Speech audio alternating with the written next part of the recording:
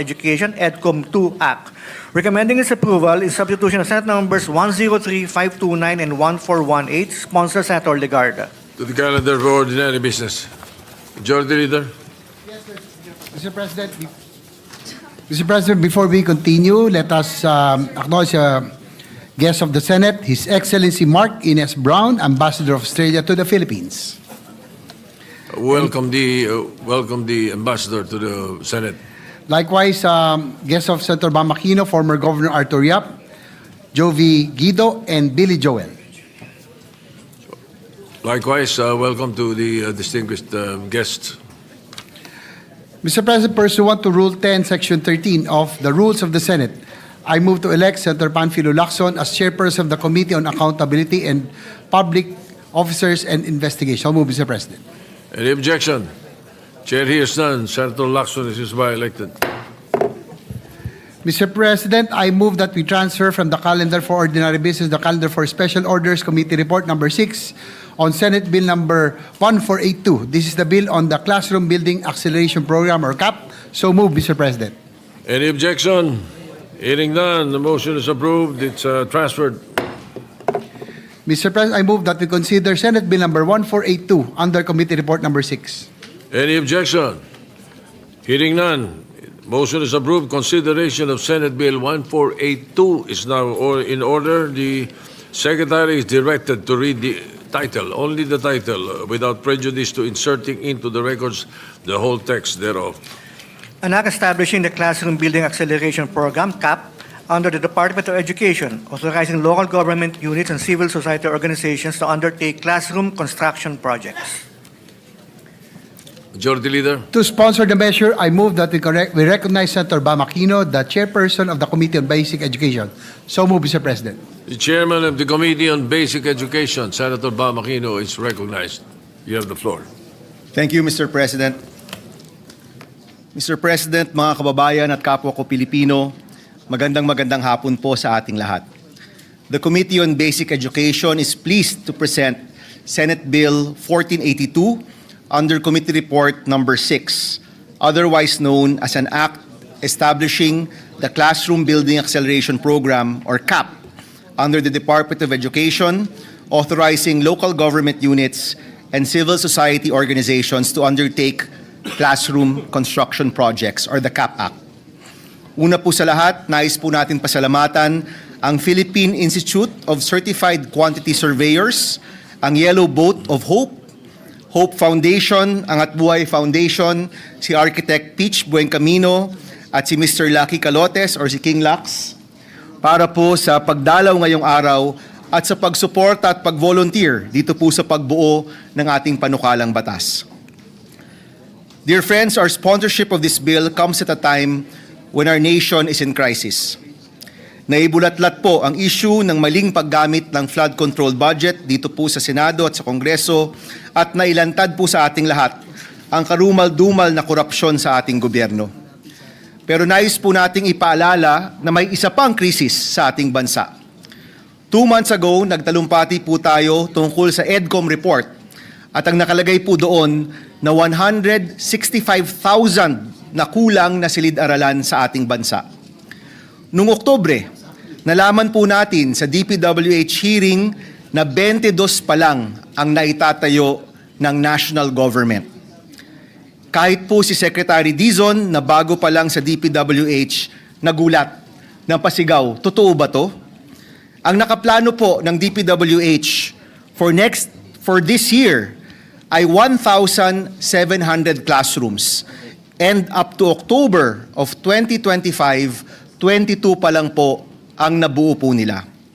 Pero kahit naitayo po nila ang buong 1,700 classrooms, kita naman po natin kulang na kulang pa rin yan pagdating sa national gap po natin. Sinabi ko na po dati na ang hinala po natin mas malaki pa talaga ang kulang. Meron pa pong mga classroom na overcrowded at nag-shifting. Meron pong mga sira-sira. Meron pong nakondena. At alam din po natin na lalaki at lalaki ang gap na ito kung hindi po natin aaksyonan.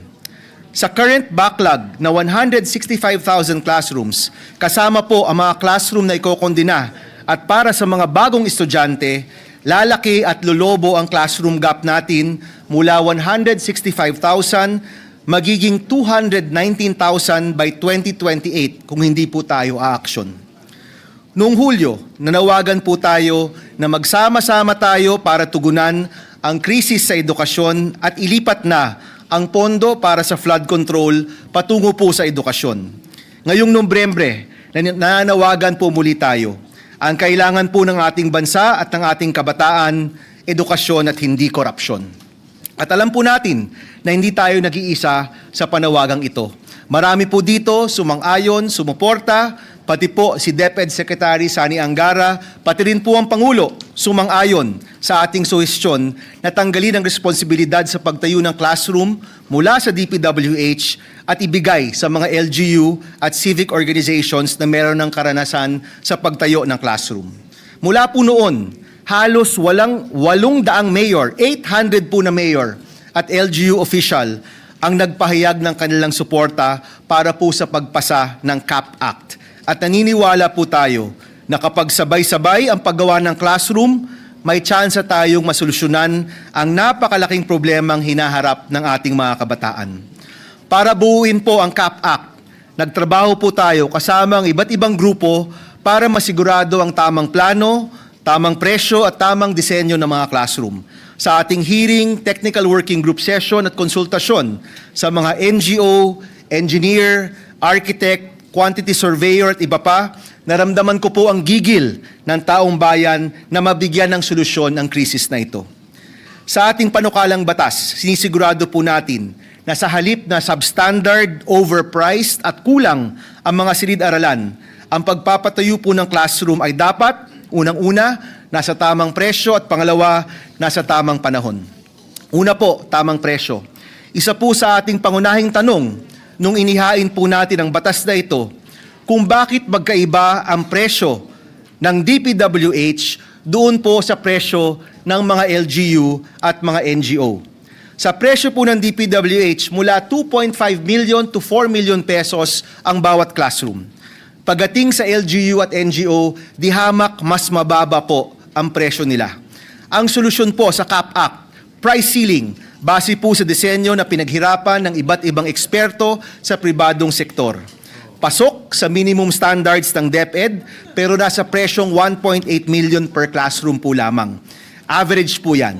This is roughly, on average, around 55% less than the original government cost of DPWH. Yung bagong disenyo, standard and specification ng classroom ay may regular review kasama ang mga eksperto mula sa pribadong sektor para maiwasan ang overpricing ng classroom. At naglagay rin po tayo ng probisyon na required isa publiko ng DepEd ang mga dokumento ukol po sa pagtayo ng classroom sa ilalim ng ating batas para mabantayan ng taong bayan ang ilalaan na pera para po sa pagtayo ng silid-aralan. Pangalawa po, second salient feature, sa tamang panahon para sa agarang pagsara ng classroom gap. Tamang presyo, tamang panahon. Binuo po natin ang batas na ito para sa decentralization ng pagtatayo ng classroom. Ibig sabihin po, sa ating panukalang batas, may pagkakataon na magtayo ng classroom ang mga LGU at CSO at hindi na po kailangang hintayin ang DPWH. Bukod po dito, binibigyang prioridad ang pagpapatayo ng classroom sa mga lugar na handa na magpatayo. Ibig sabihin po, mapapabilis ang pagtayo ng classroom dahil sabay-sabay po tayong nagtatrabaho. Uulitin ko po, 165,000 ang classroom gap po natin. At lalawak ang gap po na ito dahil po sa condemned classrooms, population growth, at sa failure to build on time and on target. Dagdag pa po dito ang mga classroom na nasira dahil po sa bagyo at apektado ng mga lindol. Lulobo po ito to more than 200,000 in 3 years kung hindi po tayo gagalaw. Kung nais po nating maisara ang classroom gap by 2031, in 6 years, pakiwari ko po, kailangan po natin magbuo ng 39,000 classrooms kada taon. Take note po, ang target po for 2025, 1,700 classrooms po lamang. Kung ganyan lang po ang target natin, tila imposible po masara ang classroom gap. Pero kung nais po natin itong maisara, in 6 years, kailangan po natin magbuo ng 39,000 classrooms per year for 6 years. Ang presyo po nito, roughly, nasa 90 billion pesos kada taon. Or to close our classroom gap, kailangan po natin ng 540 billion sa loob ng 6 na taon. Nakakalula po ang presyong ito. Napakalaki po ng pondo. Pero alalahanin po natin, yung original na pondo ng flood control para po sa 2026 budget ay 252 billion. Parang kalahati na po ng presyong kailangan natin para sa classroom gap. Siguro po, kung kaya nating originally mag-budget ng ganong kalaki for flood control, kaya naman po natin mag-budget ng tamang presyo para po sa classrooms ng ating kabataan. Sabi nga po, kung gusto, may paraan, kung ayaw, maraming dahilan. Yan po yung challenge na hinaharap po natin. Hindi lang po yung pagpasa ng bill na ito, kung hindi tamang pagpondo ng classrooms. At natutuwa po ako na sa technical working group, mukhang sumasang-ayon naman po ang chairman of finance natin dito po sa pagtaas ng ating pondo para sa classrooms. Huwag na po tayong magpaligoy-ligoy sa pagtugon ng pangangailangan ng mga estudyanteng Pilipino. Kaya po ngayon po napapasok tayo sa 2026 budget deliberation, inaasahan po natin at inaasahan din po ng kabataang Pilipino na mapopondohan natin ng tama ang classroom sa ating bansa. Sigurado po tayo na pag lahat ng pangangailangan sa edukasyon ay nabudgetan po natin ng maayos, may pera pa po para sa mga iba pang serbisyong pampubliko. Sa laki po ng perang nawala, ganun rin po kalaki ang utang ng gobyerno sa kabataan at sa taong bayan. Sa halip na nakawin ang kinabukasan ng ating kabataan, kailangan natin magsama-sama para mamuhunan sa kanilang kinabukasan. Mr. President, mga kasama, when we first talked about the education crisis 2 months ago, sinuportahan niyo po ako dito po sa ating laban para sa dekalidad na edukasyon para sa kabataang Pilipino. Sa harap ng lahat ng pangyayari sa ating bansa, sa mga investigasyon at sa mga panawagan para sa pananagutan, naniniwala po tayo na meron pa ring espasyo para magsama-sama po tayo. At yun na po siguro ang espasyo para sa edukasyon ng kabataang Pilipino. With the passage of this bill, Mr. President, mapapabilis ang pagtayo ng classroom para sa estudyanteng Pilipino. Sa halip na dekada bago mapunuan ang classroom gap, kung aaksyon po tayo ngayon, inaasahan ko po na masasara natin ang classroom gap bago pa po gumraduate ang nasa grade 1 ngayon. Ito po yung hangad natin. Estudyanteng nakaupo sa silya, hindi po sa sahig. Paaralan na iisa lang ang shift, hindi po 3. Silid-aralan na matibay at maayos, hindi po kondenado. Ang hangad po natin para sa estudyanteng Pilipino, silid-aralan na huhubog ng mga galing, pangarap at pagkabayani ng kabataang Pilipino.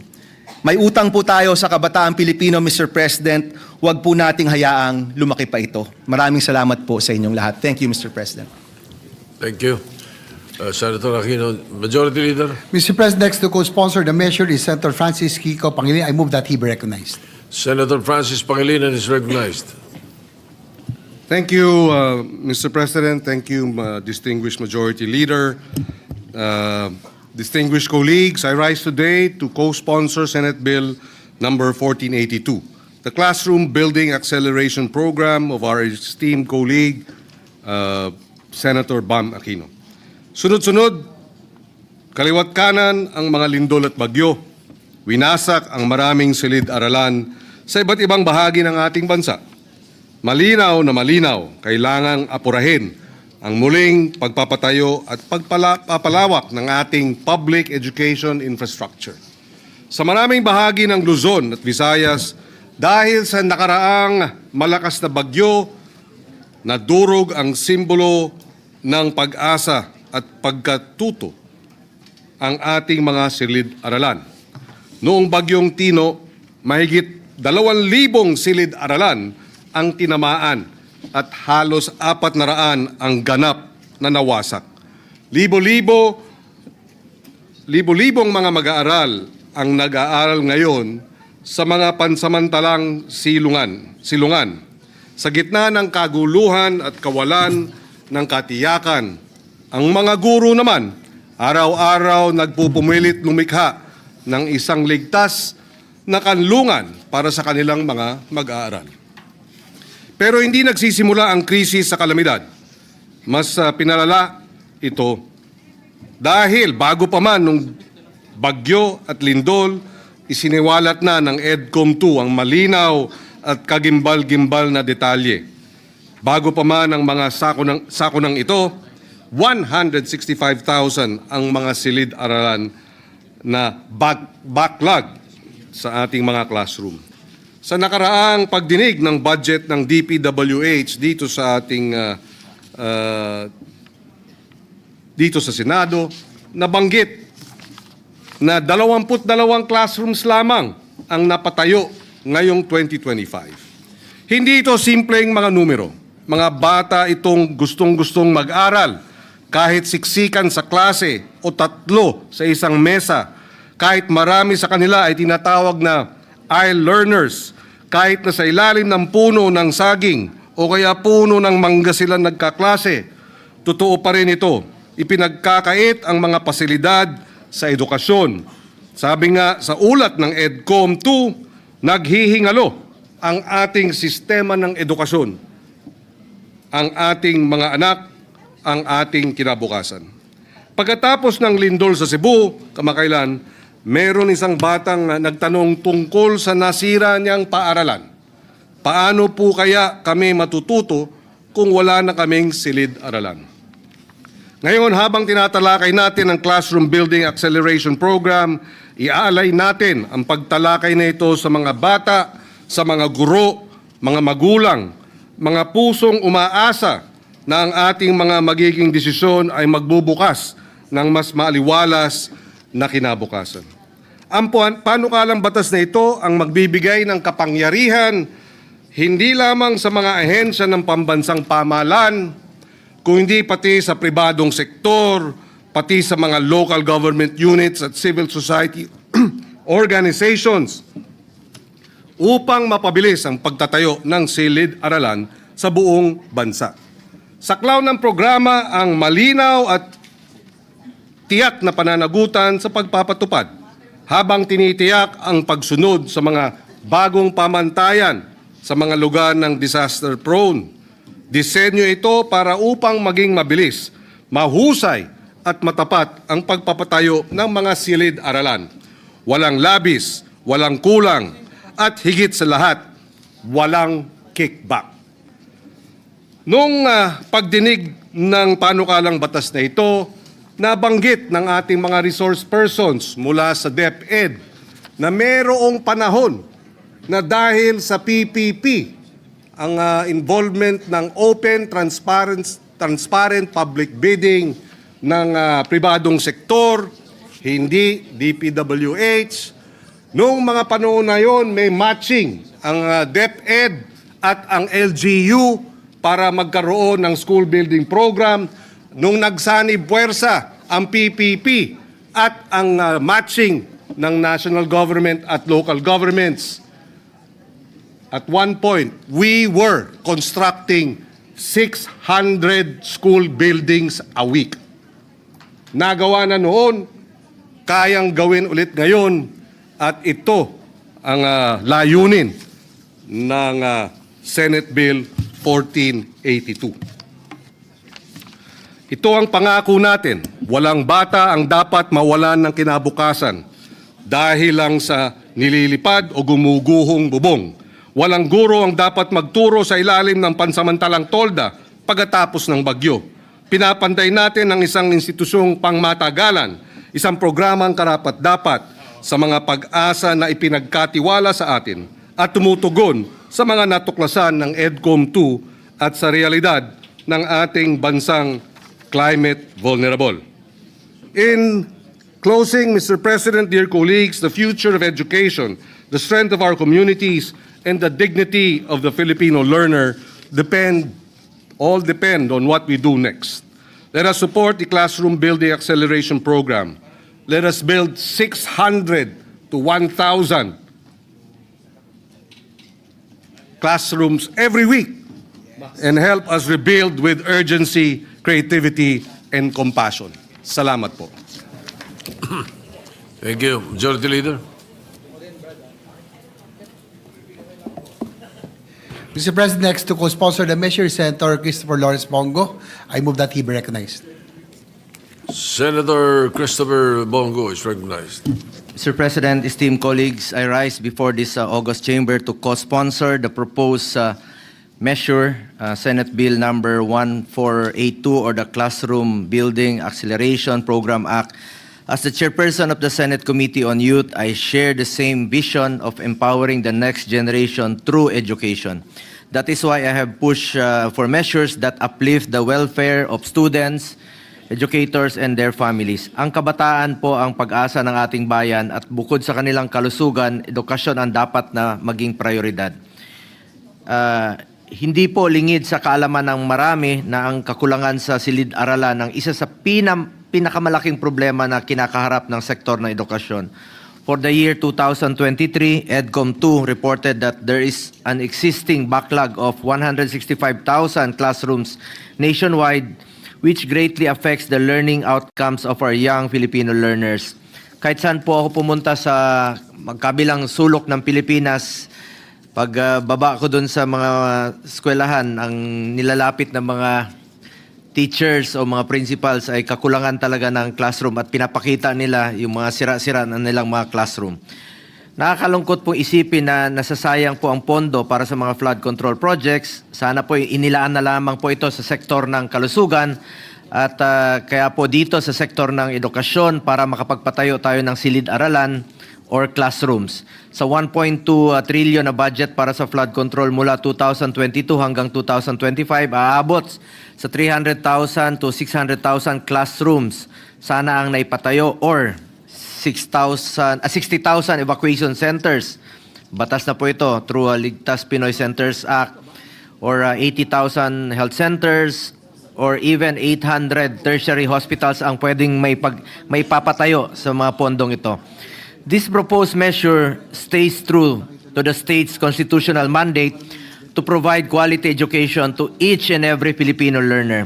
Dapat lamang po na magkaisa ang iba't ibang sektor ng ating lipunan upang mapunan ang kakulangan ng silid-aralan ng ating bansa. With this bill, the participation of different vital sectors of our society will be encouraged, thereby strengthening the partnership between the national government, local government units, private sectors, and civil society groups.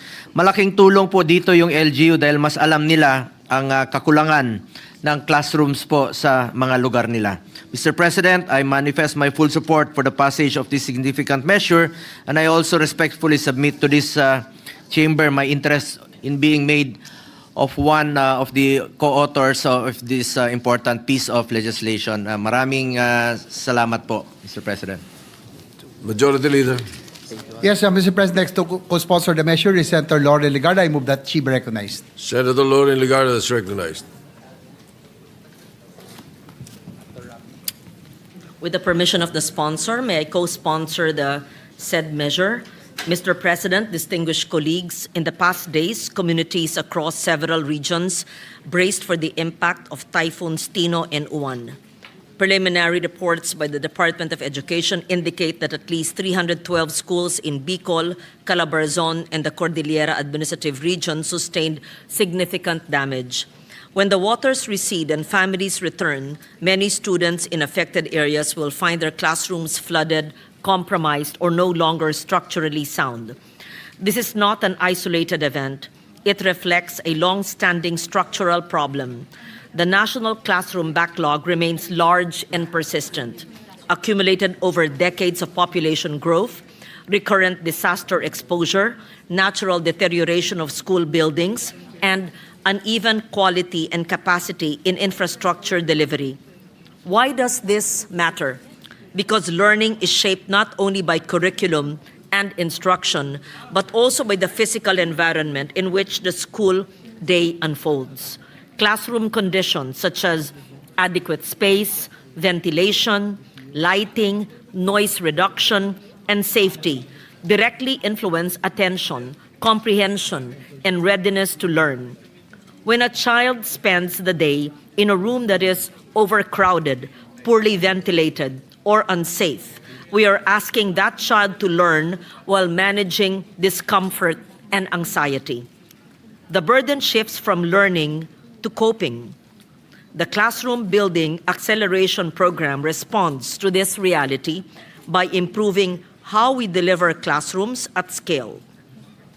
The bill allows capable local governments and qualified civil society organizations to implement classroom construction using national funds, provided that all projects meet the DepEd's minimum performance standards and specifications, including climate resilience, digital connectivity, and adequate water and sanitation facilities. A program management office within DepEd will review proposals, ensure technical quality, and maintain transparency throughout procurement and implementation. This approach advances several urgent national objectives: education recovery, reduction of learning loss, equitable access for underserved communities, and infrastructure planning that is responsive to evolving environmental and community conditions. It ensures that the classrooms we build are not only numerous, but also structurally sound, context appropriate, and suited for the climate future we already live in. I thank the sponsor for this measure, Senator Bam Aquino, for championing this measure. And at the appropriate time, I would like to learn more about the cost of classrooms, which was flashed on screen, and know about the NET and GAB provision for classrooms and the backlog to date, and how the measure, assuming we pass it before the December break, could be applied and reduce the backlog for 2026. At the same time, I would like to know, just in advance, to inform the sponsor, I will be asking about how the divisions or the allocation for classrooms in every region, province, and district is allocated based on the NEP, seeing the lack of equitable distribution and the lack of parity, having reviewed the NEP revised and the GAB for 2026. Thank you, Mr. President. You have the figures. Oo, ano daw yun? Unfailing. Teka, sandali. Mr. President, Majority Leader. next to co-sponsor the measure is Senator Robin Hood Padilla. I move that he be recognized. Senator Robin Hood Padilla is recognized. Maraming salamat po, Ginoong Pangulo, at sa ating pinunong mayorya. A'udhu billahi minash shaitanir rajim, bismillahirrahmanirrahim. Mga mahal kong kasama, Ginoong Pangulo, ang aking pagbisita sa mga paaralan mula Tawi-Tawi hanggang Apare, paulit-ulit ko pong nakikita ang kakulangan sa silid-aralan. Mga batang nagsisiksikan, mga tumutulong kesame, at mga pasilyong ginawa ng classrooms dahil sa kakulangan ng espasyo. Kaya naman po tumatayo ako ngayon upang buong dangal na i-co-sponsor ang Classroom Building Acceleration Program na isinusulong ng aking kapatid sa paglilingkod, Senador Bam Aquino. Mga mahal kong kababayan, meron pong mga pagkakataon na kahit magkaiba ang kulay sa politika, ay nagkakaisa po para sa isang adhikaing makatutulong sa ating mga kababayan, lalong-lalo na po sa ating mga kabataang Pilipino. Batid naman po nating lahat sa maraming pagkakataon na tayo po ay sinakop ng mga dayuhan o ng anumang adhikain o ng anumang religion, pinakamahalaga po at unang-una na dinadala nila ay edukasyon. Sapagkat ito po yung pinaka matinding pangangailangan upang magkaroon ng pagkakaintindihan. Kaya po, inihingi ko po sa aking mga kasama na suportahan po natin ang panukala na ito ng aking kaibigan na si Senador Bam Aquino upang ang atin pong kabataan ay makasabay. Huwag pong maiwan sa takbo ng mundo, sa pagalingan. Alam naman po natin, hindi po kaila na marami pong mga bansa na makapangyarihan, yaan pong nagsasamantala sa mga katulad natin na bansa. Ang atin pong panlaban ay tamang edukasyon. At yaan po ay pinatunayan mismo ng ating mga bayani.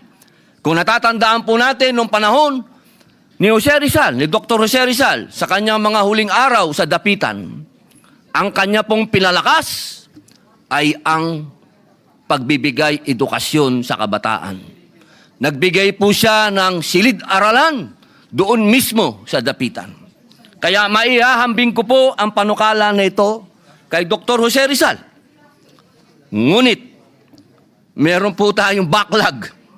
165,000 classrooms. Sabi nga po ng ating kasama din, ni Senator Kiko Pangilinan, kailangan linggo-linggo po may gawing tayong classroom. Sapagkat meron pong nabanggit na 22 classrooms lang ang nagawa itong taon na ito. Na ang target po ay 1,700. Ibig pong sabihin, kailangan natin ng 55 years para abutan po natin yung 1,700. Pero bago po natin magawa yon, lolo na po yung mga bata. May mga apo na po sila. Kaya sana po, akin pong hinihingi, suportahan natin ito sapagkat kung edukasyon ng susi sa ating kinabukasan, patuloy tayong makukulong sa problema ng kasalukuyan dahil sa kakulangan at kawalan ng maayos na silid-aralan. Naniniwala po ako na ang CAP-Act ay tunay na makapagbibigay ng solusyon sa suliraning ito. Ang bawat silid-aralan na may tatayo sa pamamagitan ng batas na ito ay isang pamumuhunan sa pangarap ng bawat batang Pilipino. Sa pagsuporta sa panukalang ito, sinisiguro natin ang kanilang karapatan sa dekalidad na edukasyon at mas magandang kinabukasan, hindi lamang po sa bayang ito, kundi sa paligsahan sa buong mundo. Maraming salamat po. Before we continue, Majority Leader, Senator Jingo Estrada is recognized. Thank you, Mr. President. Mr. President, I have just received a very, very sad information that our former colleague, former Senate President Juan Ponce Enrile, is currently in the intensive care unit of an undisclosed hospital suffering from pneumonia.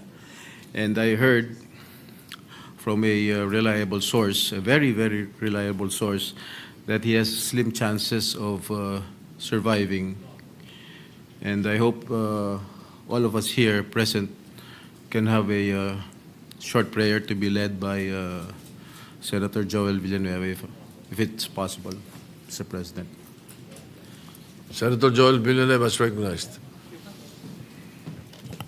May we ask everyone to rise and give a moment of silence. Dakilang Diyos, Ama naming sumasalangit, kami pong lahat ay lumalapit, naninikluhod sa iyo, humihingi ng tawad sa anumang kasalanan na aming nagawa sa isip, sa salita o sa gawa. Sa mga oras po na ito, amin pong idinadalangin at idinudulog sa iyo ang buhay ng isang aming colleague, mentor, Senate President, kamanggagawa, tagapaglingkod, naninilbihan para sa aming mga kababayan, Senator Juan Ponce Enrile. Ikaw, O Diyos, ang may hawak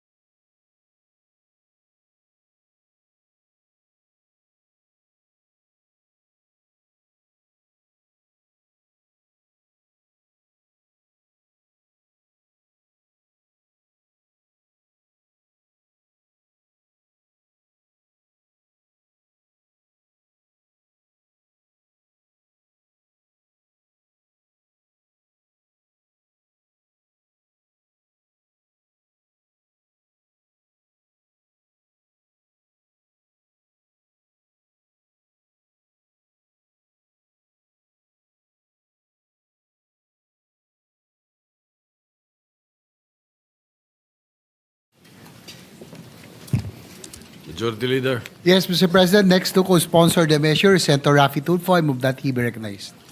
Senator Raffy Tulfo is recognized.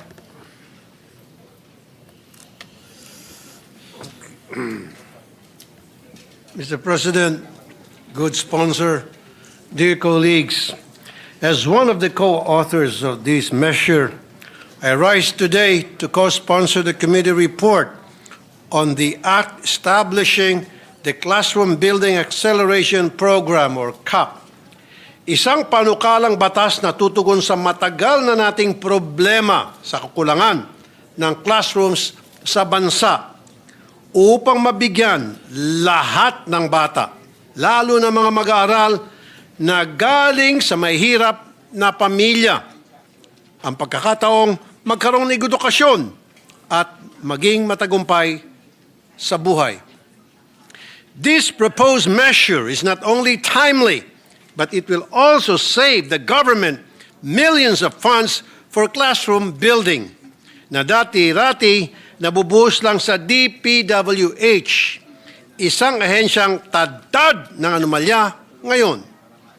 By providing an alternative mechanism that is more responsive and cost-efficient, and by forging credible partnerships between local government units or LGUs and private sector entities, mas mapapabilis na po ang pagpapatayo ng classrooms at makasigurong mapupunta sa tama ang pondong nakalaan para rito. We have a backlog of almost 165,000 classrooms. At base sa mga datos na isinumite sa atin, kakailanganan natin ng almost 15 years, 15 taon po yan, isang dekada at kalahati, upang matugunan ang problema sa classroom shortage. Ang masaklap, sa nakaraang taong 2024, nasa 3,181 classrooms lamang ang nakumpleto. Sa makatuwid, at the rate we're going, we will need at least 50 years to hit our target. Now is the time to change the system and approach the problem differently in a manner that is more realistic, cost-efficient, and reliable. Ngayon pa lang, tinatalang 3,260 classrooms ang nagtamo ng iba't ibang antas ng pinsala dahil sa bagyong Tino. Ayon yan po sa DepEd. At noong linggo, dahil sa bugso ng bagyong Uwan, DepEd reported that in Bicol and Calabar Zone alone, 1,182 classrooms were partially damaged, 366 heavily damaged, and 261 were totally destroyed.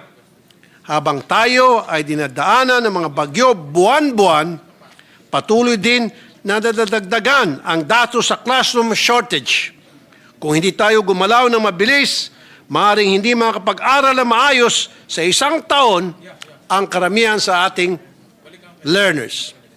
In response to this situation, it is noteworthy to highlight Section 5, Paragraph D of the proposed measure. Schools located in high-risk or disaster-prone areas, such as those vulnerable to flooding, earthquake, or other similar calamities, and those reliant on temporary learning spaces, shall be prioritized under this program. Isa lamang ito sa mga magagandang probisyon ng panukalang batas na mabibigyan solusyon sa problema ng classrooms sa panahon ng kalamidad. Excuse me. I welcome the proposed partnerships between LGUs and NGOs upang agad matugunan ang problema ng classroom shortage under the able guidance and authority of the DepEd, na siya naman talagang nakakaalam kung ano talaga ang kailangan at naangkop sa mga mag-aaral ng iba't ibang lugar sa Pilipinas. Under this bill, DepEd minimum performance standards and specification will ensure that classrooms shall be built taking into serious consideration all relevant factors like topography, climate conditions of a given area, digital connectivity, and access to transportation. such that these projects are structurally sound, and given that schools are also being used as evacuation centers during calamities. At huli sa lahat, napapanahon na magkaroon ng funding ang cost ceilings sa mga gastusin sa construction ng classroom. Under this bill, funds for projects under this measure shall not be bloated and wasted. Tama na yung mga kumikita sa mga construction projects. Mr. President, education is the cornerstone of national development, social stability, and economic progress. Hence, it is imperative to strengthen our educational system by building these much-needed classrooms at the soonest possible time. Kaya, nagpapasalamat po ako kay Senator Bam Aquino, the chairperson of the Committee on Basic Education, for prioritizing this concern. With the passage of this bill, nakaasa tayo na mas marami ng batang Pilipino ang makapasok at makapag-aral sa mga susunod na taon. Again, maraming salamat kay Senator Bam Aquino sa pag-sponsor ng napakagandang bill na ito. Thank you, Mr. President. Majority Leader. Mr. President, next to co-sponsor the measure is Senator Joel Villanueva. I move that he be recognized. Senator Joel Villanueva is recognized. Thank you, Mr. President. Thank you, Majority Leader. This will be short. I'd like to just put into the records, Mr. President, that we would like to commend and congratulate our chairperson, Senator Bam Aquino, to having sponsored this Classroom Building Acceleration Program Act. Through the years, Mr. President, Senator Bam has remained steadfast in his cause and consistent in his advocacy for quality education. We have shared so many landmark legislations such as Universal Access to Quality Tertiary Education, Philippine Qualifications Act, Framework Act, and others. And thus, as a fellow champion for quality education, as one of the co-authors of this measure, we fully support the passage of the CAP Act. Let me just point out, Mr. President, that indeed our learners are in dire need of stronger support and immediate assistance from the government, particularly in addressing the persistent shortage of classrooms in our public schools.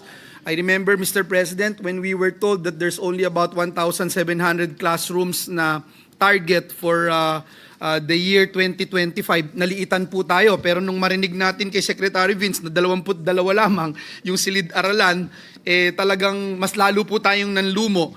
Kaya po, Mr. President, napakahalaga ng panukalang batas na ito. At umabot na rin po sa 148,000 ang backlog sa classroom construction sa buong bansa. Ito po ay malinaw, Ginoong Pangulo, na patunay na marami pa po tayong kailangang gawin upang tugunan ang kakulangan sa pasilidad ng ating mga paaralan.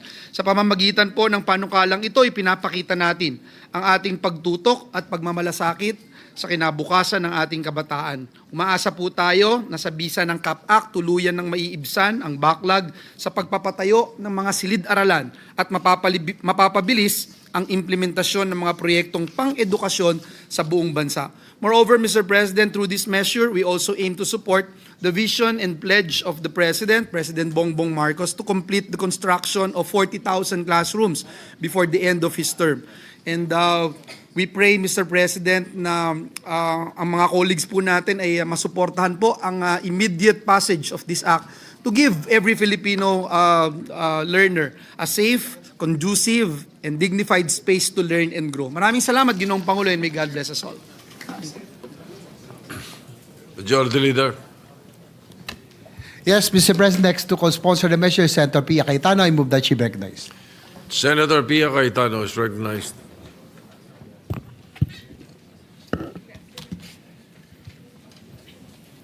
Thank you, Mr. President.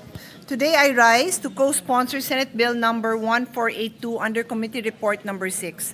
This bill seeks to address the country's classroom shortage by authorizing eligible LGUs and the civil society organizations to implement classroom construction projects using government funds complementing existing DepEd infrastructure programs. The shortage of classrooms have been a perennial problem in our education system, and I have long advocated for the acceleration of classroom constructions. In 2022, as the Senior Vice Chair of the Committee on Finance, handling the budget of education, I presented data during our shortage. The classroom shortage was then 127. Can I wait for the slide to be shown? The classroom shortage was then 127,039. The budget needed to build these classrooms was 317 billion. The budget allotted in the NEP was only 5.92 billion. So from 317 needed, 5.92 billion. And with this budget, it would take us 60 years to fill the gap. My bold proposal then at the start of this administration was to consider closing the classroom gap by budgeting 52 billion per year. Sounds like a lot, right? But nowadays, we know that 52 billion can be produced pag kailangan pala. At mukhang mas madali kung may mali siya. Sorry, I had to say that as part of this speech because that's how people understand these numbers these days. So here we are, 3 years later. Just a few weeks ago, I also presented in the DBCC briefing hearing. According to the DepEd, the classroom shortage is now 165,000. So from 3 years ago na 127,000, ngayon 165,000 na. Kasi marami pa rin tayong mga anak, mga kababayan. Budget needed to fill the shortage is 412.50 billion. So nadagdagan na ng around 100 billion. And the budget in the NEP for 2026 is 13.25 billion. So with this year's budget and with a cost of 2.5 million per classroom, only 5,300 classrooms will be built. I will repeat. What is needed is 165,000, and what will be built based on this year's budget is 5,300 classrooms. With a similar budget, it will take more than 31 years to fill the gap.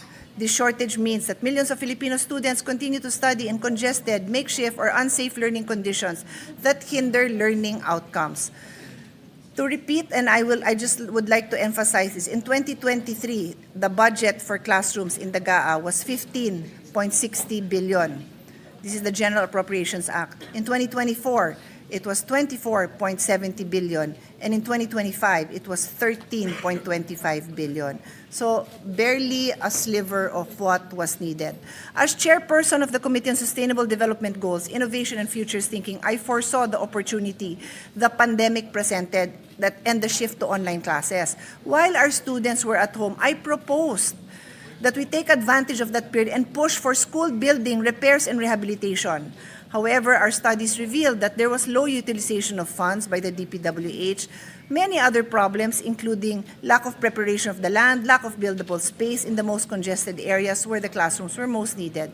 These issues continued through the years. It was a missed opportunity, Mr. President, because that would have been the perfect time to address our classroom backlog, an effort that could have significantly reduced the numbers we are grappling with today. As Senior Vice Chairperson of the Committee on Finance that handles the budget of DepEd, that has handled the budget of DepEd for 6 years, our committee was able to assess how we could allocate more resources toward classroom construction. We pushed for the augmentation of the budget for classroom construction, repairs, and rehabilitations. In the NEP, we had allocations for budget repairs that were not fully funded, and we felt that these were very low-hanging fruits because it would take less to repair these classrooms. As mentioned earlier, we had consistently pointed out that with the limited budget under the Basic Education Facility Fund, it would take years for this gap to be addressed. Recognizing that many existing school buildings are already in disrepair, we also advocated for more rehabilitation and retrofitting. In several budget deliberations, we emphasized the need for climate-resilient school infrastructure, facilities that are safe, inclusive, and conducive to learning for all students. Closing the gap in the classroom shortage helps us achieve the following sustainable development goals, particularly SDG 1, no poverty, SDG 3, good health and well-being, SDG 4, quality education, SDG 6, clean water and sanitation, SDG 8, decent work and economic growth. SDG 9, industry, innovation, and infrastructure. SDG 10, reduce inequalities. SDG 11, sustainable cities and communities. By accelerating the classroom construction, we are not only investing in building, we are investing in human capital and in the learning environment that nurtures the next generation. This program must not only fill present gaps, but it must also anticipate the future of learning. That means classrooms designed for blended learning, for energy efficiency, and for climate adaptation, especially in flood or typhoon-prone areas. We'd like to thank our chairperson, Senator Bam Aquino, for prioritizing this bill. Let us make the Classroom Building Acceleration Program not just a response to a backlog, but a vision for the future of Philippine education. Thank you, Mr. President. Majority Leader. Yes, Mr. President. Next to co-sponsor is Senator Win Gatchalian. Move that he be recognized. Senator Sherwin Gatchalian is recognized. Thank you, Mr. President. First and foremost, let me congratulate and commend Senator Bam Aquino for coming up with this very novel but very timely concept. Nasabi ho ni Senator Pia na talagang napakalaki po ang backlog natin sa classrooms. 160,000 ang kailangan natin para mahabol lang yung backlog natin sa classrooms. And that will cost approximately about 400 billion pesos. So kahit na mayroon tayong 400 billion pesos, Mr. President, hindi naman may implement kaagad because of absorptive capacity of the Department of Education. So the CAP program will liberalize the implementation of classrooms in our country, allowing local governments to build classrooms all at the same time. Yun po yung maganda dito. Pwedeng sabay-sabay ho nagko-construct ang mga local government units para sabay-sabay rin natatapos. They can also tap the private sector to build dahil nakita ho natin sa hearing na mas mura ang private sector pagko-construct ng mga classrooms, so we can tap CSO. And we can also come up with innovative modalities such as PPP para pumahabol natin yung 165,000 na backlog natin. So, Mr. President, let me again thank and congratulate our chairman of the Basic Education Committee for coming up with this very timely concept. And a more extensive co-sponsorship speech will be submitted to the body to be inserted into the records, Mr. Chairman. Thank you. Majority Leader. Mr. President, next to co-sponsor the measure is Senator Erwin Tulfo. Senator Erwin Tulfo is recognized. Mr. President, distinguished colleagues, I rise today to express my full support as co-sponsor of Senate Bill number 1482 under Committee Report number 6, which seeks to establish the Classroom Building Acceleration Program or CAP under the Department of Education. Nung ako po ay bumoto noong nakarang eleksyon, isa sa mga hindi ko po makakalimutan ay ang kalunos-lunos na kalagayan po ng ating mga silid-aralan. Mainit, siksikan, at minsan pa ay kulang sa upuan. Sa ganitong kalagayan, mahirap asahan na matuto ng maayos ang ating mga kabataan, Mr. President. Sa panukalang ito, binibigyan kapangyarihan ng mga lokal na pamahalaan at mga civil society organizations na makibahagi sa pagpapatayo ng mga silid-aralan. Isang konkretong hakbang upang mapabilis ang pagpapatayo ng mga ligtas, maayos at komportableng lugar para sa ating mga mag-aaral. Naniniwala po ako, Mr. President, na sa tulong ng programang ito, mas mabilis na maihatid ang dekalidad ng edukasyon, hindi lamang po sa salita, kundi sa mismong pisikal na espasyo kung saan nagsisimula ang kanilang mga pangarap. I would also like to thank Senator Bam for championing this Classroom Building Acceleration Program. Thank you, Senator Bam. Thank you, Mr. President. Maraming salamat po at magandang hapon sa lahat. Thank you. Majority Leader. Yes, Mr. President. Last to co-sponsor the measure is this presentation. May I be recognized, Mr. President? Yes, the acting Majority Leader is recognized. Senator J.B. Ersto. Mr. President, my dear colleagues, good afternoon. It is an honor to rise today to co-sponsor Senate Bill number 1482 under Committee Report number 6 or the Classroom Building Acceleration Program authored by the gentleman from Tarlac, Senator Bam Aquino. Batid po natin na sa kasalukuyan, isa sa pinamabigat na suliranin kinakaharap ng ating bansa sa sektor ng edukasyon ay ang malaking kakulangan sa silid-aralan ng ating mga pampublikong paaralan. This shortage directly affects the quality of learning and the dignity of our students and teachers alike. At napapanahon na po ang isang whole-of-nation approach upang tugunan at bigyan ng solusyon ang krisis na ito. Recognizing the magnitude of a classroom backlog, we acknowledge the necessity of forging stronger partnerships with the local government units and the private sector to expedite classroom construction nationwide. Through the implementation of the Classroom Building Acceleration Program, we aim to intensify, coordinate the efforts, and mobilize additional resources to ensure the timely delivery of adequate and quality learning spaces for all students. Pinasasalamatan natin si Senator Bam for championing the bill that seeks to address the glaring shortage of classrooms in the country. You have our full and unwavering support ensuring that this vital legislative measure is passed into law as soon as possible. Kaugnay nito, patuloy din po nating isinusulong ngayong 20th Congress ang Senate Bill No. 2 o tinatawag na Master Plan for Infrastructure and National Development Act. Layunin na panukalang ito na magtakda ng isang pangmatagalang bisyon at strategiya para sa infrastruktura upang masiguro na mga pangunahing social structures kagaya ng mga silid-aralan at iba pang pasilidad pang-edukasyon ay bahagi ng isang maayos na master plan na itataguyod ng tuloy-tuloy tungo sa pag-unlad sa mga susunod na henerasyon. Mr. President, for every classroom that we build, we also build opportunities. We open doors for learning, growth, and hope. Providing access to education is one of the greatest equalizers of society. At kapag may maayos na mga silid-aralan, may pantay na pagkakataon ng bawat Pilipino na abutin ang kanilang pangarap at makapag-ambag sa pag-unlad ng ating bansa. Mr. President, sa pagpasa natin ng panukalang ito, sabay-sabay tayong nagtatanim ng pag-asa at isang mas maginhawang bukas para sa minamahal na Pilipinas. With the permission of the sponsor, this representation would like also to be co-author of the bill. Thank you, Mr. President. Thank you.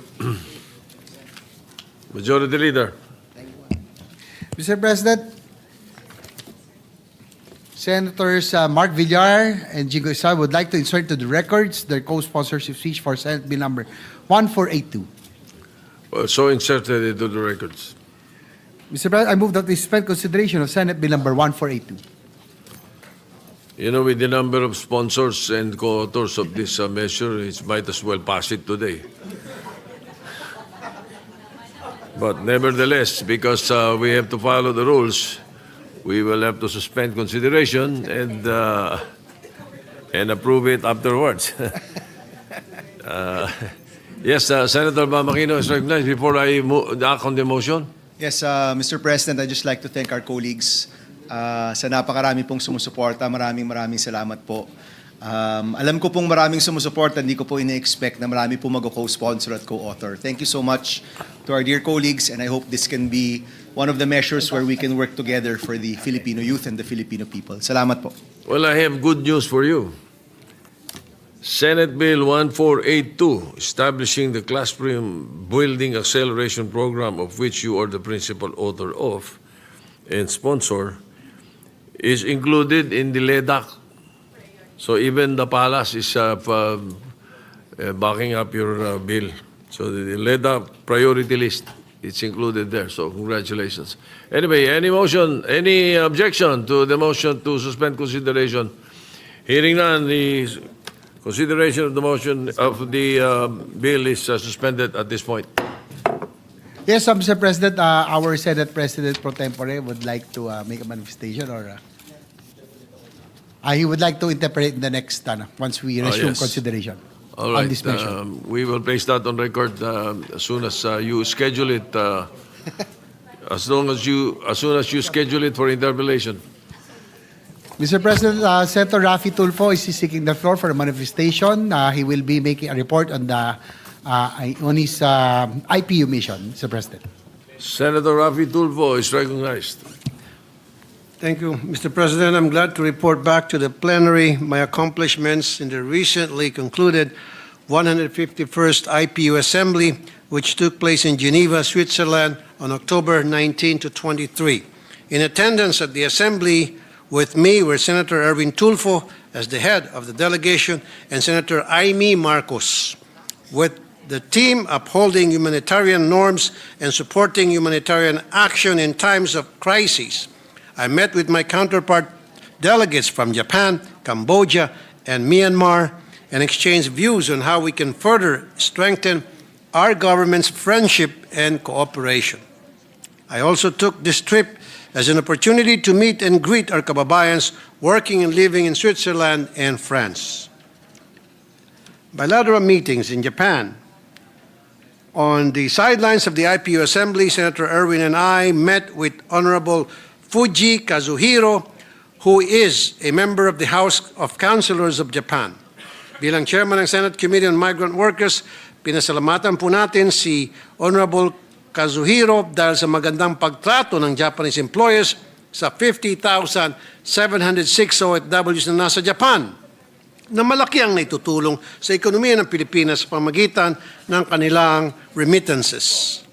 Isa sa mga napag-usapan po namin ang aging population ng Japan, at akin pong inirekomenda kay Honorable Kazuhiro ang posibilidad na magbukas na mas marami pang employment opportunities para sa Pilipino nurses and caregivers. Lalo na ang Pilipinas ay kilala bilang isang bansa na mapagkalinga at marunong manasakit sa mga nakakatanda. We also discussed Japan's public mass transit system, and Honorable Kazuhiro mentioned that Japan has manpower shortage in the transport sector. Iminungkahi ko na maaari silang kumuha ng Filipino transport workers upang makapagtrabaho sa Japan.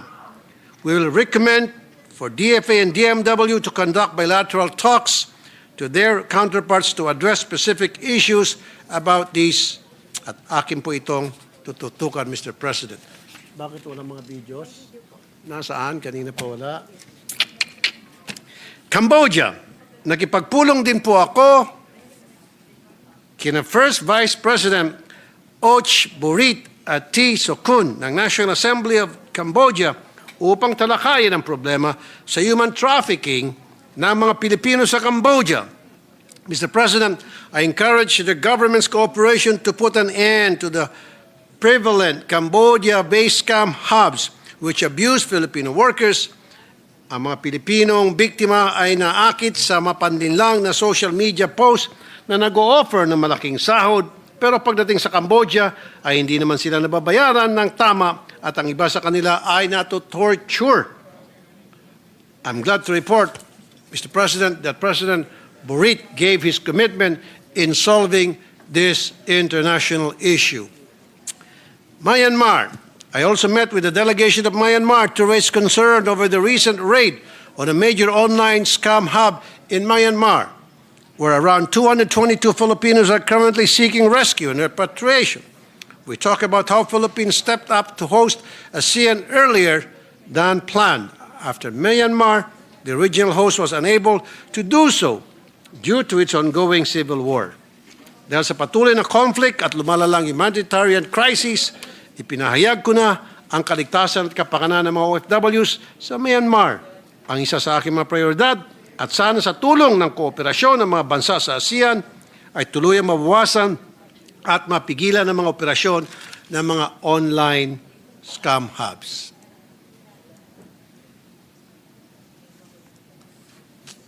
Switzerland. Habang ako po ay nasa Geneva, nagipagkumustahan po ako sa ating mga kababayan na nagtrabaho at naninirahan doon. Mr. President, kasama si Sen. Erwin, we held a meet and greet with Filipinos at the Philippine Consulate General Office, all thanks to Ambassador Carlos Soreta. Bukod sa mga problema ang idinulog sa ating mga kababayan doon, ipinadala ko rin sa kanila ang kahalagaan o ipinaalala ko rin sa kanilang kahalagaan ng isinusulong kong Senate Bill number 90 o OFW Financial Education Act na layong mabigyan ng sapat na kaalaman ng mga OFW sa pag-manage ng kanilang pera. Ito ay para rin masiguro na hindi sila malulubog sa utang at may maayos na buhay pagbalik sa Pilipinas pagkatapos mag-retire sa trabaho sa abroad.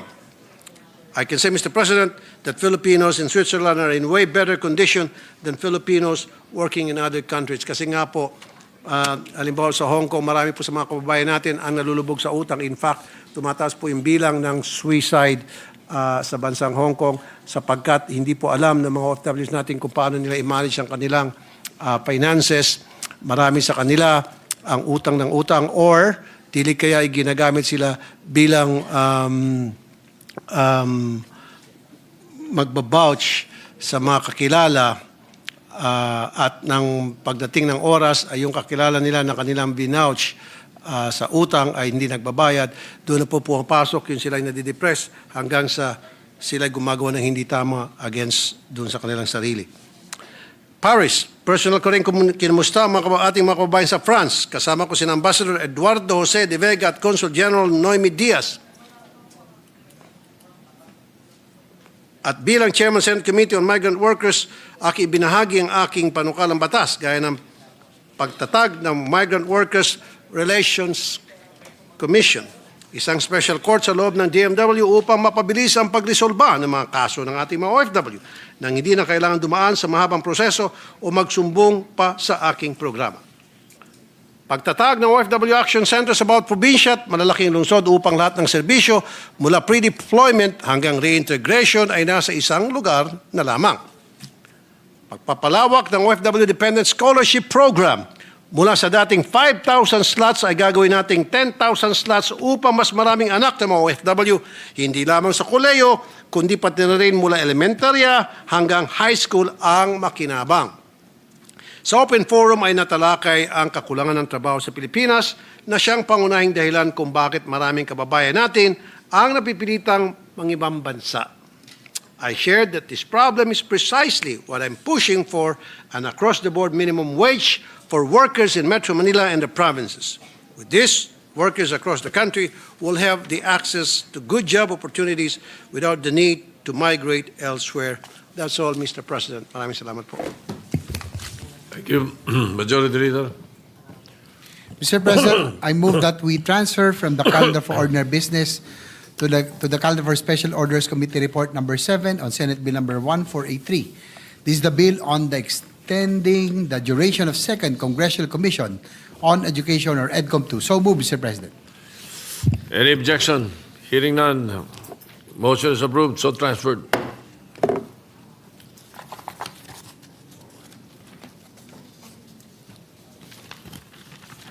Mr. President, I move that we consider Senate Bill number 1483 under Committee Report number 7. Any objection? Hearing none, consideration of Senate Bill 1483 is now in order. The Secretary is directed to read only the title of the bill without prejudice to inserting into the records the whole text thereof. An act extending the duration of the Second Congressional Commission on Education, amending for the purpose Republic Act number 11899, otherwise known as the Second Congressional Commission on Education, EDCOM 2 Act. Majority Leader. To sponsor the measure, I move that we recognize Senator Lauren Legarda, the chairperson of the Committee on Higher Technical and Vocational Education. So move, Mr. President. Hearing no objection, Senator Lauren Legarda is recognized to sponsor the measure.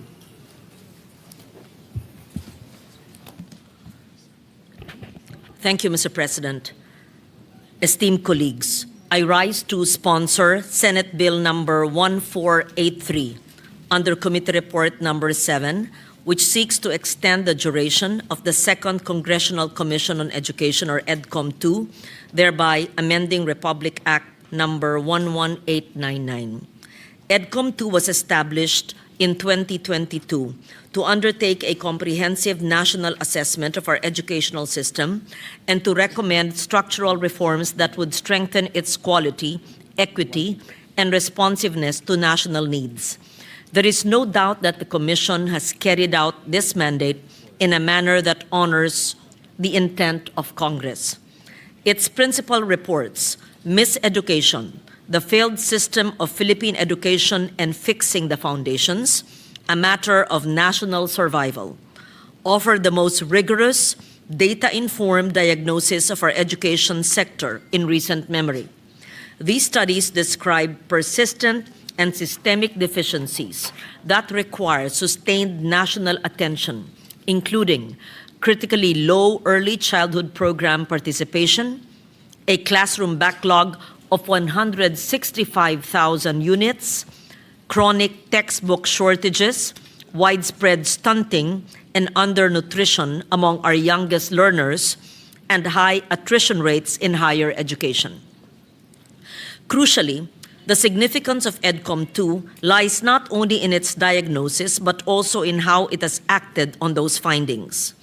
The Commission brought together national agencies, local governments, schools, research institutions, and civil society partners to translate evidence into reform. Its work has informed legislation, guided appropriations, strengthened administrative coordination, and established pathways for institutional development. In the 19th Congress, the work of EDCOM 2 contributed directly to the passage of 10 landmark laws that expanded access, promoted equity, improved quality across our education system. While its mandate under RA 11899 concludes in December this year, EDCOM 2 has not entered a period of winding down. Instead, it continues to move with full momentum, compelled by the understanding that while much has been achieved, significant work remains to build the education system our people deserve. Currently, the Commission is developing several measures, including those identified as priority bills under the Legislative Executive Development Advisory Council, or LEDAC, for the 20th Congress. These include, first, amendments to the Masustansyang Pagkain para sa Batang Pilipino Act to expand and sustain the National Feeding Program. Second, amendments to the Government Assistance to Students and Teachers in Private Education Act to broaden voucher coverage to students from kindergarten to grade 6. Third, amendments to the Universal Access to Quality Tertiary Education Act to guarantee tertiary education subsidy eligibility to students who need it most. Fourth, amendments to the Teachers Professionalization Act to introduce practical components in licensure pathways and open multiple routes to teacher qualification. Fifth, amendments to the Local Government Code on Special Education. Fund, to align the SEF utilization with current education needs and to strengthen local education governance. And six, Classroom Building Acceleration Program Bill, just sponsored now and championed by EDCOM 2 co-chair Senator Bam Aquino, to close the classroom gap and to ensure adequate learning spaces nationwide. Informed by the work of EDCOM 2, I'm also honored to advance measures that address systemic gaps across basic, higher, technical, and vocational education, including the Last Mile Schools Bill, the modernization of the decades-old charters of CHED and TESDA to ensure that our institutions are aligned with the needs of the learners today. Beyond legislation, EDCOM 2's research has translated directly into program funding. Its recommendations on early childhood development resulted in an allocation of 1 billion pesos in the 2025 General Appropriations Act for the establishment of child development centers in 328 low-income local government units and 80 million pesos in scholarship support for the professional development of child development workers. The Commission also identified long-standing misalignment in professional education and licensure policies across CHED, TESDA, and the Professional Regulation Commission. This finding led to the creation of a tripartite council last month to harmonize curricula, training regulations, and licensure standards under a coherent national framework.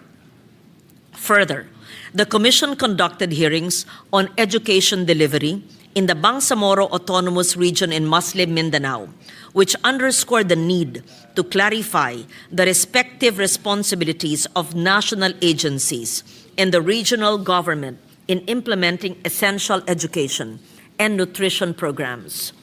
Policy recommendations to strengthen coordination are now being refined. EDCOM 2 also served as a convener, bringing together DepEd, CHED, and TESDA in a historic first joint meeting to address system-wide reforms. As noted by TESDA Director General Jose Francisco Kiko Benitez, the Commission's evidence-based work encouraged agencies to move beyond their own little silos and work towards a more integrated education system. Undoubtedly, EDCOM 2 was the driving force behind the establishment of the Education and Workforce Development Group through Administrative Order Number 36, directly addressing the fragmentation identified in the Commission's Year 1 report and affirmed by the concurrent resolution passed by the Senate and adopted by the House of Representatives. This effective translation of research into reform is precisely what makes the role of EDCOM 2 indispensable. It has functioned both as a think tank and as a coordinating body, building trust and consensus among diverse stakeholders, including agencies, teachers, parents, and policymakers. To ground its recommendations, EDCOM 2 has commissioned 97 research studies, partnered with 91 organizations, conducted 44 workshops and consultations, 32 hearings, 9 site visits, and 3 benchmarking sessions or missions. This work was made possible through the dedication of its secretariat, led by its executive director, Dr. Carol Markey, and supported by its advisory council under the leadership of those who served as commissioners from both chambers of Congress, including this representation, together with Senators Sherwin Gatchalian, Joel Villanueva, Alan Peter Cayetano, Pia Cayetano, Chis Escudero, and Bam Aquino, as well as former Senators Sani Angara and Coco Pimentel, who served during the 19th Congress. While EDCOM 2 is on track to submit its final report and the National Education and Workforce Development Plan as it completes its 3-year mandate, the sustained implementation of its policy recommendations requires continued oversight. The task before us is to ensure that reforms are fully institutionalized. This need for continuity was affirmed by our key education agencies, DepEd, CHED, and TESDA, during the hearing of the Committee on Higher, Technical, and Vocational Education on October 8, where they expressed clear support for extending the duration of EDCOM 2. For these reasons, I respectfully submit for the consideration of this August Chamber Senate Bill number 1483, extending the duration of EDCOM 2 for an additional 2 years or until December 2027. This will provide the necessary time to complete the remaining legislative measures and to ensure the institutionalization of coherent and lasting reform across the system. We are at a moment when progress is within reach. The work has direction. The coordination is in place. The momentum is real. It is only right, Mr. President, that we see it through. Maraming salamat po. Majority Leader. Mr. President, next to co-sponsor the measure, Senator Francis Kiko Pangilinan. I move that he be recognized. Senator Francis Pangilinan is recognized. Thank you, Mr. President. Thank you, distinguished Majority Leader. To our distinguished colleagues, I rise today to co-sponsor Senate Bill 1483 as per the committee report of our esteemed colleague, Senator Loren Legarda. Sang-ayon ako sa panukala niyang palawigin at palawakin ang mandato ng ating Second Congressional Commission on Education. Napakataas ng nakataya at napakalaki ng pagkakataon. Hindi abstract na mga pulisiya ang gawain ng komisyong ito. Ito ang araw-araw na realidad ng mahigit 24 na milyong estudyante, magulang at guro. Ito ang kinabukasan at pag-asa ng mga pamilya sa buong Pilipinas. Tungkol ito sa halos 20% ng buong populasyon ng ating bansa. Buhay ng isa sa bawat 5 Pilipino ang huhubugin ng mga pasya sa edukasyon. Hayaan ninyong ibahagi ko ang kwento ni Ginang Castro mula sa Cavite. Isang dating guro na may 3 anak. Lahat ng kanyang bagets ay dumaan sa K-12 program. Bawat isa pumili ng iba't ibang senior high school strand. Pero nalaman niya kamakailan sa private school na dati niyang pinagtuturuan, pinutol na ang strand ng humanities, accountancy at STEM sa grades 11 at 12. At 2 tracks na lamang ang nanatili, academic at tech pro. Sabi niya na wala ang lahat ng pangako ng programa. Dapat sana tapos na at nagtatrabaho na ang mga anak ko, tulad nung ako sa edad nila. Ngunit sa halip na sayang ang panahong hindi na may babalik. Mga pagkabigo at pagluluksa sa kanyang kwento, tuition at baon sa dagdag na taon at yung maraming taon na hindi na mababawi. Para sa mga pamilyang tulad ng kay Ginang Castro, dapat manindigan ang komisyon. Samantala, maraming public school teacher ang iisa ang kwento. Bumibili sila ng pagkain mula sa sarili nilang bulsa para sa kanilang mga estudyante na pumapasok ng gutom. Gusto nilang pumasok ding may pag-asa ang mga bata. Kaya ang expanded free meals program na panukalang batas ng inyong lingkod at na-hearing na ni Senator Bam Aquino ay ating isinusulong. Kailangan tulungan tayo ng EDCOM 2 na ibahin ang pag-asa na iyon at gawing regular at tunay na pagpapakain at pagkatuto. Hindi nagsisinungaling ang datos na idokumento ng komisyon ang malalim na mga kakulangan sa pagkatuto. Mga batang magtatapos sa grade 3 na hindi marunong magbasa ayon sa antas ng baitang. Walang mga basic na kasanayan, mga gurong napakaraming gawain at mga gumuguhong paaralan. Ganun pa man, sa likod ng mga datos na ito, may mga pangarap na ipinagpaliban. Mga bata, malabo nang mabawi ang nawalang oras. Mga guro na sa bingit ng pagkahapo. Pero ang tungkulin na hindi lamang ayusin ang nasira, dapat din nating likhain at buuhin ang isang sistema na magbibigay ng ugat at ng pakpak. Ugat para sa katatagan, pakpak para sa pag-unlad. Roots and wings. Hayaang ituro ng bagong kurikulum ang mga bakit at paano. Hayaang matuto ang mga mag-aaral ng bayanihan, ang pamana ng ating lahi na nagsasama-sama sa krisis at pag-asa, sa hirap, sa ginhawa.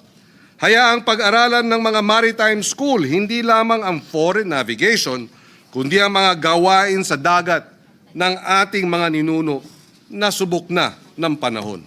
Sa agriculture schools, bakit imported na binhi at chemical lang ang itinuturo?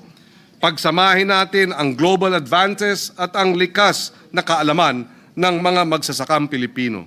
Nakaraniwan ay angkop sa ating lupa, sa ating klima, at sa mga hamon ng climate change. Malinaw ang ulat ng EDCOM 2. Tayo ay nasa krisis, ngunit nasa isang sangangdaan din tayo. Ipinakita sa ating ng komisyon kung saan nabigo ang polisiya. Ngunit itinuturo din ito ang daang pagsulong, pagtawag para sa mga foundational investments sa maagang literacy at nutrition. Nutrition nga raw ay foundational sa learning. Para sa updated at relevant din na curriculum, para sa mga better trained at better supported na mga guro, para sa isang whole of government action. Bigyan natin ang komisyon na ito ng oras, dagdag na kasangkapan at mas malawak na mandato para makumpleto ang mga gawaing nabanggit. Bigyan natin ng hustisya ang mga Castro at ang hindi mabilang na pamilya, guro at estudyanteng umaasa sa atin. Bilang pangwakas, alam nating lahat, pag namuhunan tayo sa edukasyon, namuhunan din tayo sa kinabukasan ng bawat Pilipino, namumuhunan din tayo sa kinabukasan ng Republika ng Pilipinas.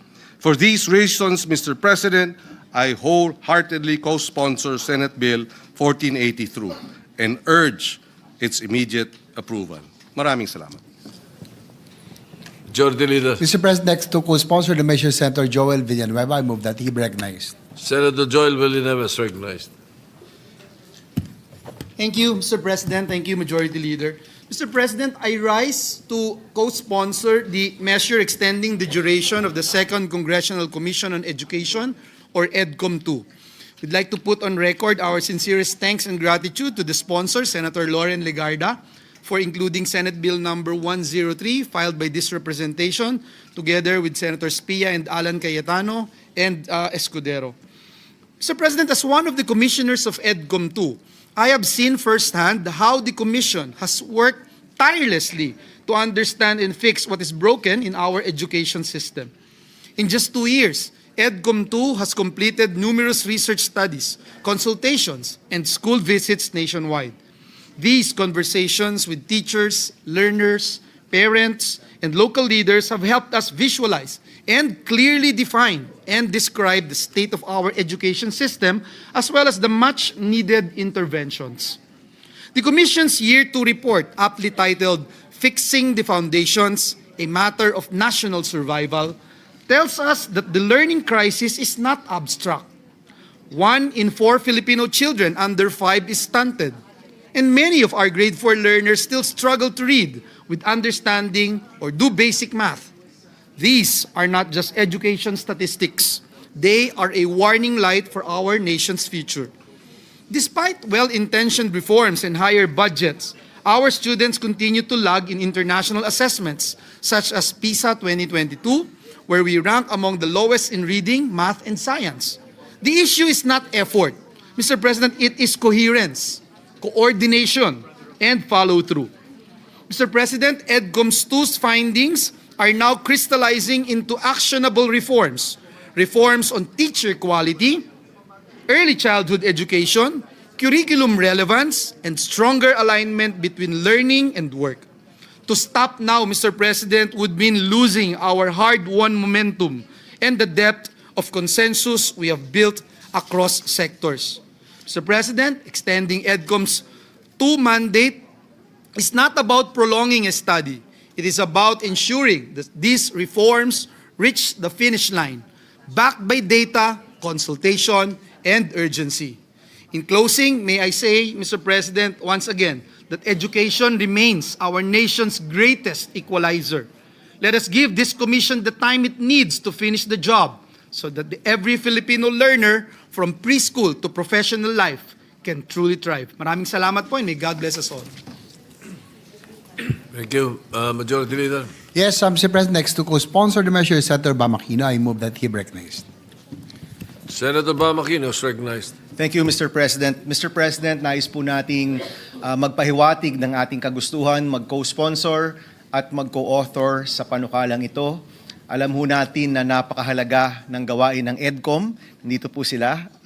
We all know that their work is really important, at dahil po sa kanilang trabaho, marami pong nailabas ng mga datos na kinakailangan ng mga policymakers para makagawa ng mga magaganda, mabubuti at responsive na batas para po sa ating kabataan. So we wholeheartedly support Senator Legarda, my counterpart in the Committee on Higher Education, and we hope that through this effort, the EDCOM work can continue and that they will be present to see these reforms come to pass. So maraming salamat, Mr. President, and we will move to insert a lengthier co-sponsorship speech in the records. Maraming salamat po. All right. Majority Leader.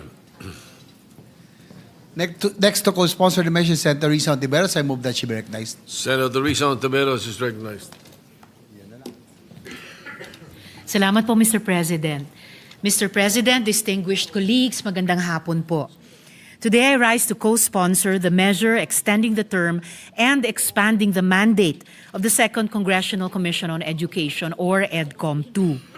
As one of the authors of this proposed measure, I wish to thank our chair, Senator Loren Legarda, for her leadership and steadfast commitment to ensuring the continuity and eventual institutionalization of the reforms initiated by EDCOM-2. EDCOM-2 is more than just a review of our education system. It is our collective national effort to ensure that Philippine education truly prepares our learners for the future. The expanded mandate of EDCOM 2 seeks to align our curricula, teaching, and assessments with global standards, improve infrastructure, resources, and teacher development, and update our national education agenda to fully integrate digital transformation, artificial intelligence with protocols and safeguards, and green innovations for a future-ready workforce. This measure is not only about global competitiveness. It is, first and foremost, about our people. Ang tunay na layunin ng reforma sa edukasyon ay ang pagpapaunlad ng ating human capital, isang haligi ng pambansang kaunlaran. When we strengthen education, we strengthen every Filipino's capacity to dream, to innovate, and to contribute to our country's progress. While the substitute bill does not adopt my earlier proposal to transition EDCOM 2 from policy formulation to executive action through the establishment of an education cabinet cluster, I fully acknowledge and welcome the creation of the Education and Workforce Development Group. Its mandate to align education and training with national goals, craft a 10-year development plan, streamline interagency efforts, and monitor reforms is a crucial step towards a coherent, responsive, and future-ready education and workforce system. Let us ensure that these reforms are not only written into law, but also felt in every classroom and community.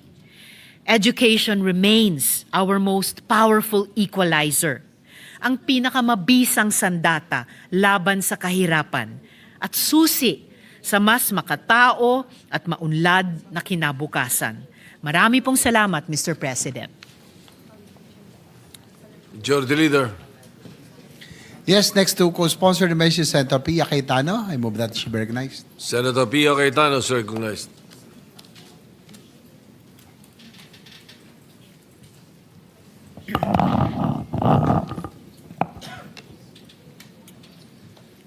Mr. President, I rise today to co-sponsor Senate Bill number 1483 under Committee Report number 7. This bill seeks to extend the duration of the Second Congressional Commission on Education, or EDCOM 2, for 2 more years. As a former commissioner of EDCOM 2, I have had the privilege of working closely with our education partners in assessing and understanding the true state of Philippine education. Through rigorous research and nationwide consultation, we have seen both the magnitude of our challenges and the opportunities to pursue meaningful and lasting reform. In just 3 years, EDCOM 2 has produced groundbreaking reports.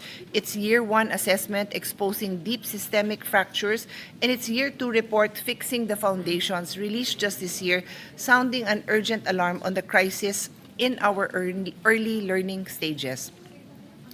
These are not mere documents. These are battle cries for a Philippines where no child is left behind, and yet the work is far from done. The complexities we've uncovered demand more time, more deliberate action to turn findings into laws, recommendations into realities. That is why we must extend EDCOM 2 to ensure its momentum carries us through implementation, monitoring, and ultimately measurable progress. EDCOM 2's latest insights, drawn from the 2023 National Nutrition Survey and corroborated by UNICEF data, reveal that 1 out of every 4 Filipino child is stunted. That's 23.6% of our youngest citizens suffering irreversible damage from chronic malnutrition before they even step into a classroom. These figures are not just statistics, they are a call to action. EDCOM 2 is also made it clear education reform begins with investing in people. We cannot expect our schools to deliver quality education if they lack the basic manpower to function effectively. EDCOM 2 found that about half of our public schools do not even have a full-fledged principal. Many schools are also lacking administrative officers, planning and development officers, and guidance counselors, the very positions that keep a school system running smoothly and support the well-being of both learners and teachers.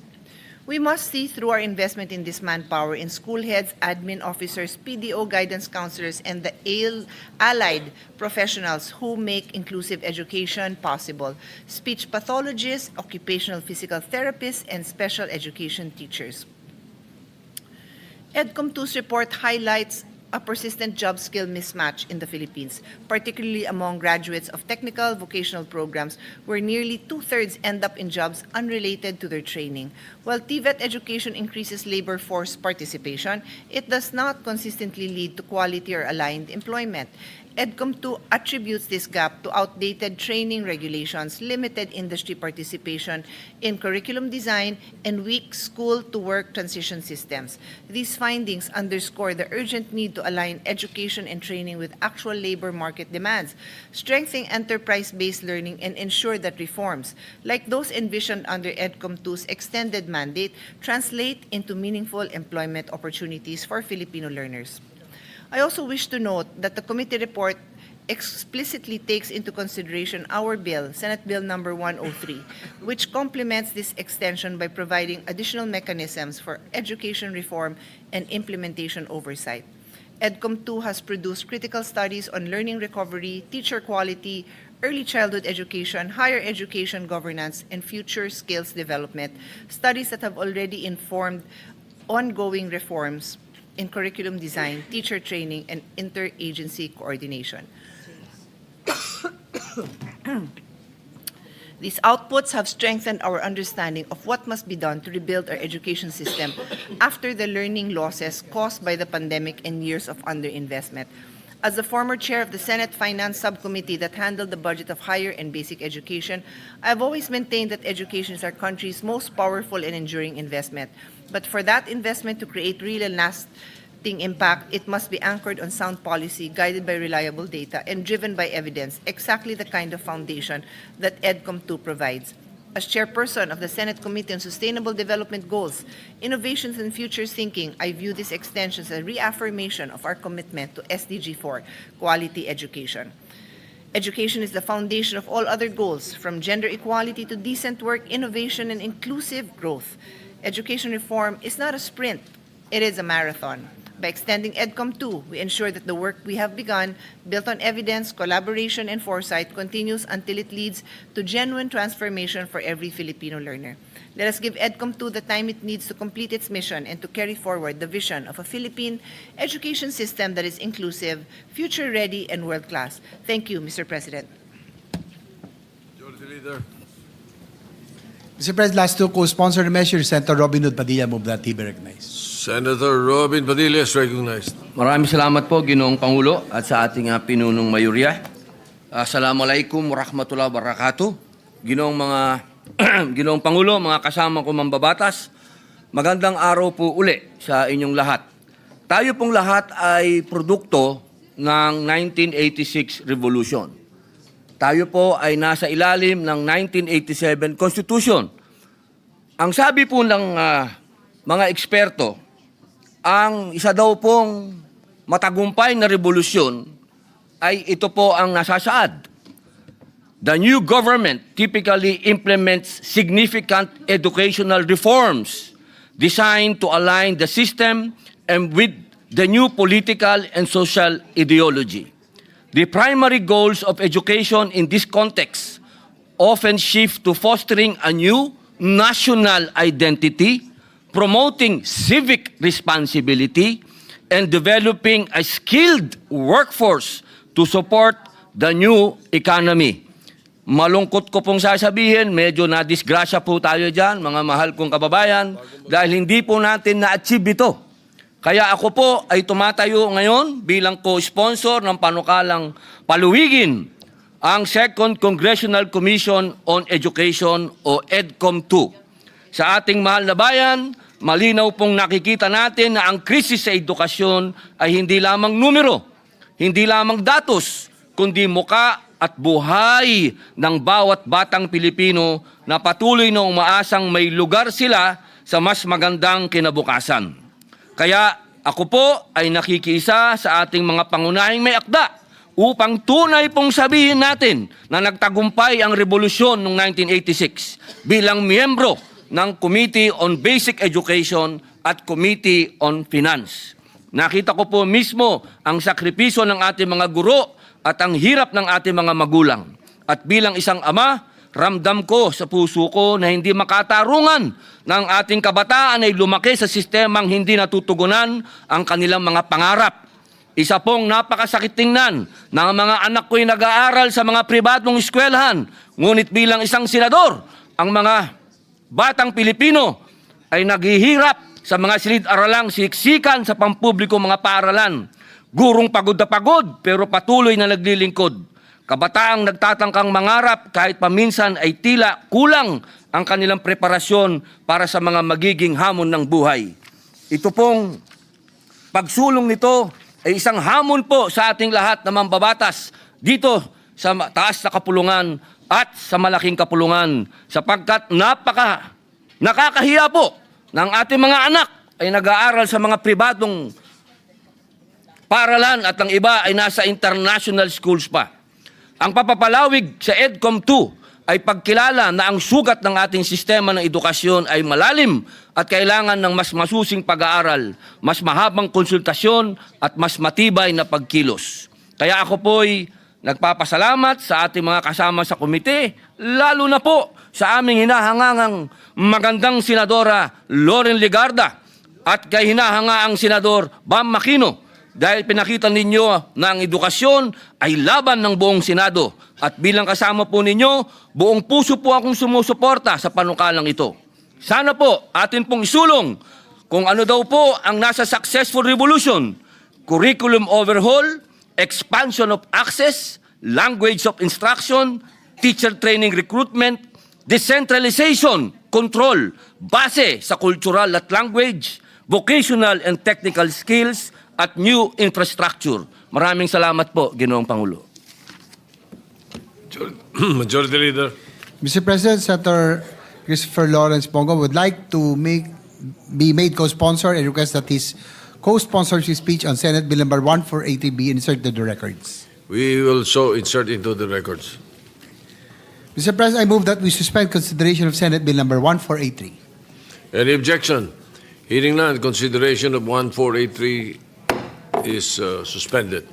Mr. President, the gentleman from Palawan, Senator Erwin Tulfo, would like to deliver a privilege speech. I move that he be recognized. The gentleman from Mimaropa is recognized. Thank you, Mr. President.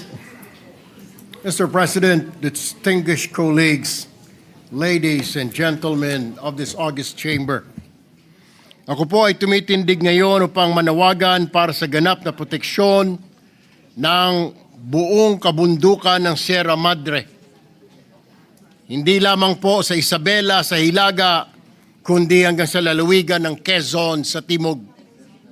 Noong Sabado at Linggo lamang, nang tumama po ang Super Typhoon Uwan sa Luzon, muli nating nasaksihan ang katatagan ng Sierra Madre. Siya lang naman po ang humarang sa unos, pumigil sa hagupit ng hangin at nagligtas ng milyong-milyong buhay sa Luzon. Tahimik po niya ang ginampanan, Mr. President, muli ang tungkulin bilang ating tagapagligtas. Para pong isang ina na ikinubli ang kanyang mga anak sa dapat sanay nakamamatay na hagupit ni Uwan. Yet, Mr. President, despite its immense importance, the Sierra Madre remains under siege. Mining operations continue to carve scars upon slopes. Illegal logging and massive quarrying erode its soil. Infrastructure and resort developments threaten to fragment its forests. Gayong may mga batas naman gaya ng Republic Act No. 9125 o ang Northern Sierra Madre Natural Park Act of 2001 na naglalayong pangalagaan ito, nananatiling kulang at mahina ang pagpapatupad ng mga probisyong dapat sana'y nagpoprotekta sa natitirang likas na yaman ng ating bansa. Kaya naman, Ginoong Pangulo, nanawagan ako na agad suriin at pagtibayin ang pagpapatupad ng proteksyon sa Sierra Madre. Nararapat ang mas maigting na pagbabawal sa anumang mapaminsalang pagmimina, pagtutroso dito at pagtatayo ng lahat ng uri ng resort, bakasyonan man o permanenteng tirahan, kasabay na rin ang pagbibigay ng kabuhayang pangkalikasan sa mga katutubo at lokal na komunidad na tunay na tagapangalaga ng kalikasan. Mga kasama, kung ang Sierra Madre handang isakripisyo ang sarili upang tayo ay mailigtas, hindi ba't napapanahon na tayo naman ang magligtas sa kanya? Mr. President, colleagues, how many more super typhoons must batter Luzon before we act? How many more floodings and landslides must claim lives before we finally give the Sierra Madre the protection she deserves? The Sierra Madre has saved Luzon countless times, from Typhoon Yolanda, Rolly, Paeng, and now Uwan. But who will save the Sierra Madre, Mr. President? It cannot speak for itself. It cannot march to this hall. It cannot plead for mercy against bulldozers and chainsaws. It relies on us, the people's representatives, to give it voice and legal protection. Ginoong Pangulo, mga kasama, ang Sierra Madre po ay buhay. Siya ang ating sandigan. Ngayon na ang panahon para ipakita na kaya rin nating ipagtanggol ang nagtatanggol sa atin. Kaya po, sasabihin ko, maraming salamat, Sierra Madre. Thank you, Mr. President. Thank you, my fellow legislators. Thank you. Thank you very much. Senator Erwin Tulfo, it is not only once that Sierra Madre has saved Luzon and the Philippines. Yes, Majority Leader. Yes, Mr. President, Senator Raffy Tulfo is seeking the floor for a manifestation of support. Senator Raffy Tulfo is recognized. Thank you, Mr. President. In line with the privileged speech of the Honorable Senator Erwin Tulfo, I would like to raise concerns on the protection of our environment, especially our protected areas.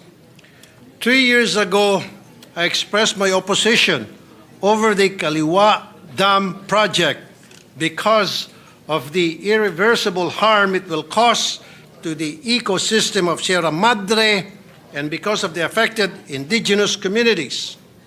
Several environmentalist groups further raised their concern on the threat to the lives of 100,000 residents once it's built, as it will be constructed within a zone of two active tectonic belts, the Philippine Fault Zone and Valley Fault System.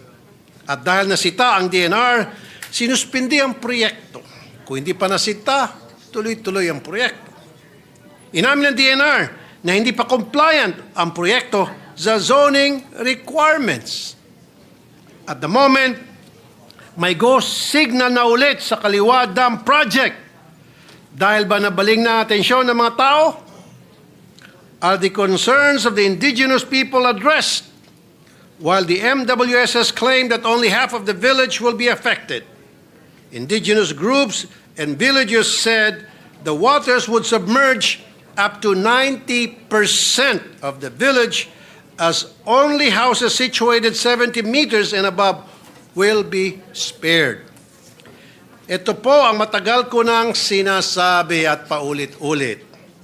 Ang ating DENR ay parati na lang pumapasok pag may kaguluhan na, pag may nadisgrasya na, pag may milyon nang nasira at marami nang namatay. Reactive at hindi po proactive ang ating DENR. Dapat po ang DENR nangunguna sa pagpigil ng pag-aabuso sa ating kalikasan. Pero hindi po ganitong nangyari. Kasi po, may nababayaran sa baba para mabigyan ng ECC. Pag walang nagreklamo, everybody happy. Pag may nagprotesta naman, hindi rin agad pinapansin hanggat hindi nag-viral o ma-pick up ng media o sa social media. Anong klaseng sistema meron po tayo? The problem with our environment, Mr. President, is that damages are often irreversible. Kaya dapat prevention ang priority natin, hindi rehabilitation. Dahil years and even decades ang kailangan to bring back any damage to our environment. And the cost is nowhere near any economic advantage that we can gain from some of the projects. And that is why we have the NET25 Act, excuse me, or the environment or the expanded National Integrated Protected Areas System Act. These are areas that we recognize as sacred and need absolute protection. But from our experience as Kaliwa Dam, sa resort, sa Chocolate Hills at sa Mount Apo, at sa wind farm energy projects at sa Masungi, ang mga regulasyon ay optional. Depende kung magkaroon ng kadahilanan. Sa magkanong kadahilanan? In some ways. Ang mga environment compliance certificates ay nabibili gaya ng mga birth certificates at diplomas dyan sa recto. I have discussed this matter with my fellow senators who are environment advocates, and they agreed with me that we must review the NET25 Act. There's a need to instill better regulatory system. Community participation in the regulation must be strengthened. But just like infra project, it is the communities that point out irregularities. It is the community that has genuine concern for the environment. Furthermore, we should include in the prohibited and penalized acts the participation of government officials in the prohibited acts, because the violation of our environmental laws are never committed without the consent or cooperation of a public official. Given po yan palagi. Sa katotohanan, naipakita ko na po kung paano paglaruan ang mga miyembro ng DNR, PAMBI, NCIP at iba pang ahensya para makakuha ng kakayanang babuyin ang ating protected areas. While the right price and the right friends, anything is possible. Meaning, walang imposible if the price is right.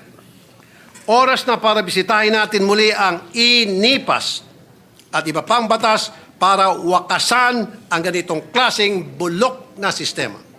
With this, I commend and give my full support to the privileged speech of the good Senator Erwin Tulfo. Thank you, Mr. President. Majority Leader. Yes, Mr. President, likewise, I would like to support the privileged speech of Senator Tulfo. I'm also and I have seen how these developers, Mr. President, I have encroached into the Upper Marikina River Basin Protected Watershed. Ito po dapat ang parte ng Sierra Madre na nagpo-protection sa atin po sa Metro Manila. And dati po kami nagmo-motocross dyan. We're going, especially during the COVID time. Kahit saan po nakakapunta kami sa Sierra Madre. But lately, in the last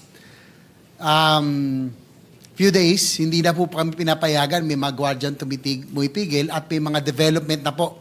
Rest houses, subdivisions, and that is very alarming, Mr. President, because Sierra Madre, indeed, is our protector. And I have raised this issue several times during the budget hearings of DNR. And I hope that we will, given these two big storms, that we have seen how Sierra Madre protected Metro Manila and other provinces. I just hope that we will continue to pay attention and be focused on this, Mr. President. I'm a witness on what Senator Raffy Tulfo and Senator Erwin Tulfo have brought up, that there are indeed developments that are ongoing in what is supposedly a protected watershed. That is the Sierra Madre.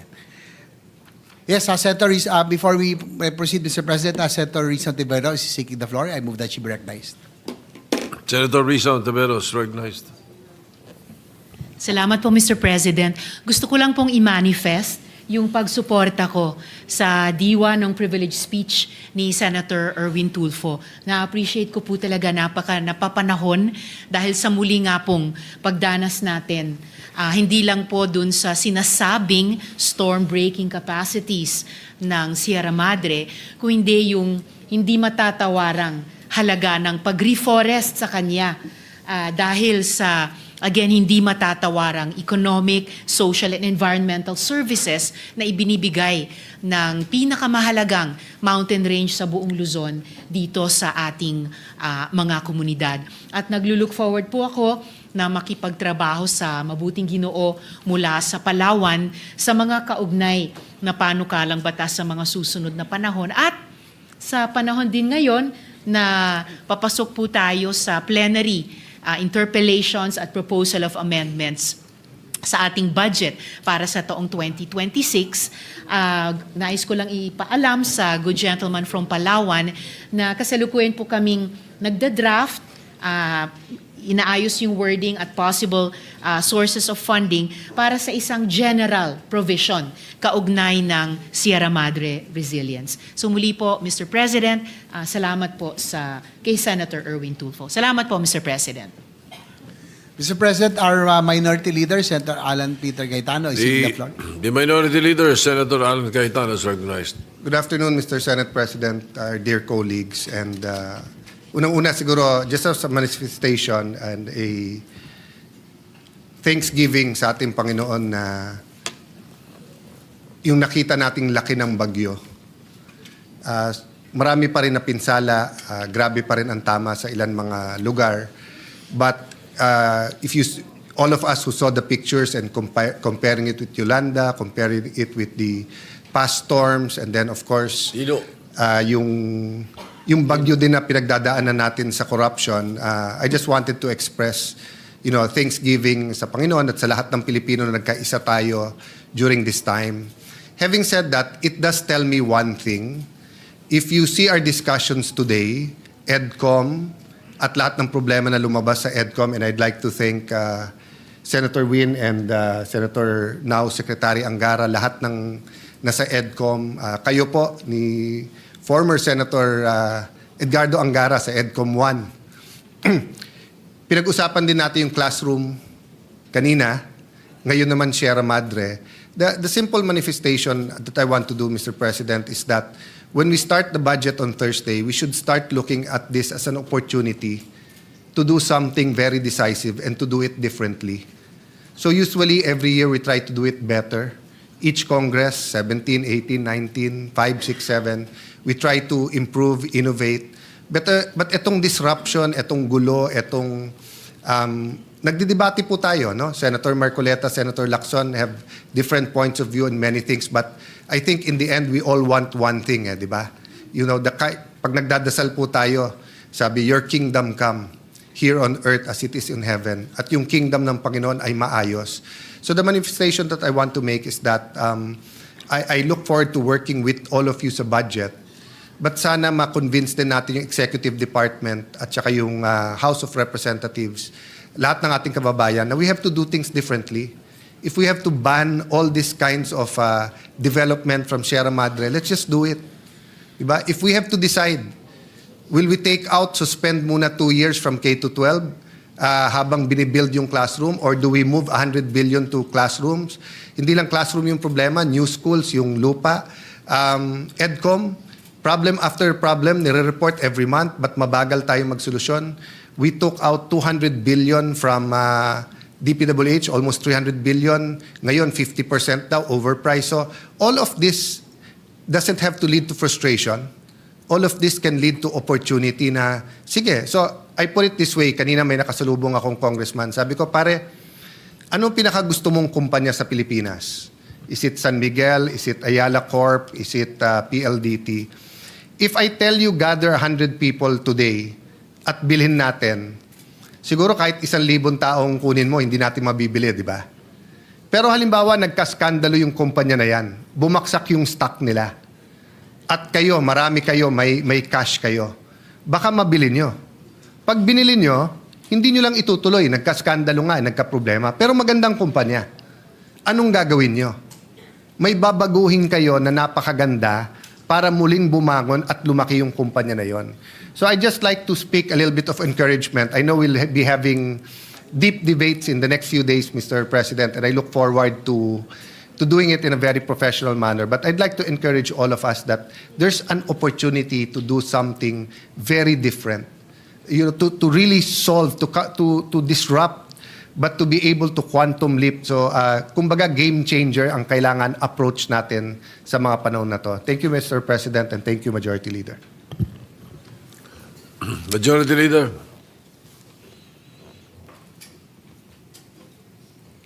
Mr. President, I move that we refer the privilege speech of Senator Erwin Tulfo and all the interpretation manifestation thereon to the Committee on Environment, Natural Resources, and Climate Change. Any objection? Hearing none, the motion is approved. So referred.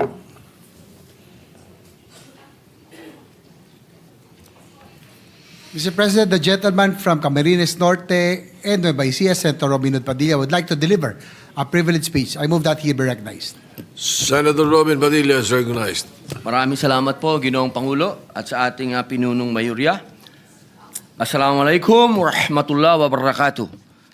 Ginoong Tagapangulo, mga ginagalang kong kasamahan sa Senado, ako po ay tumitindig sa pulpitong ito ngayong hapon sa bisa ng personal at kolektibong pribilehiyo.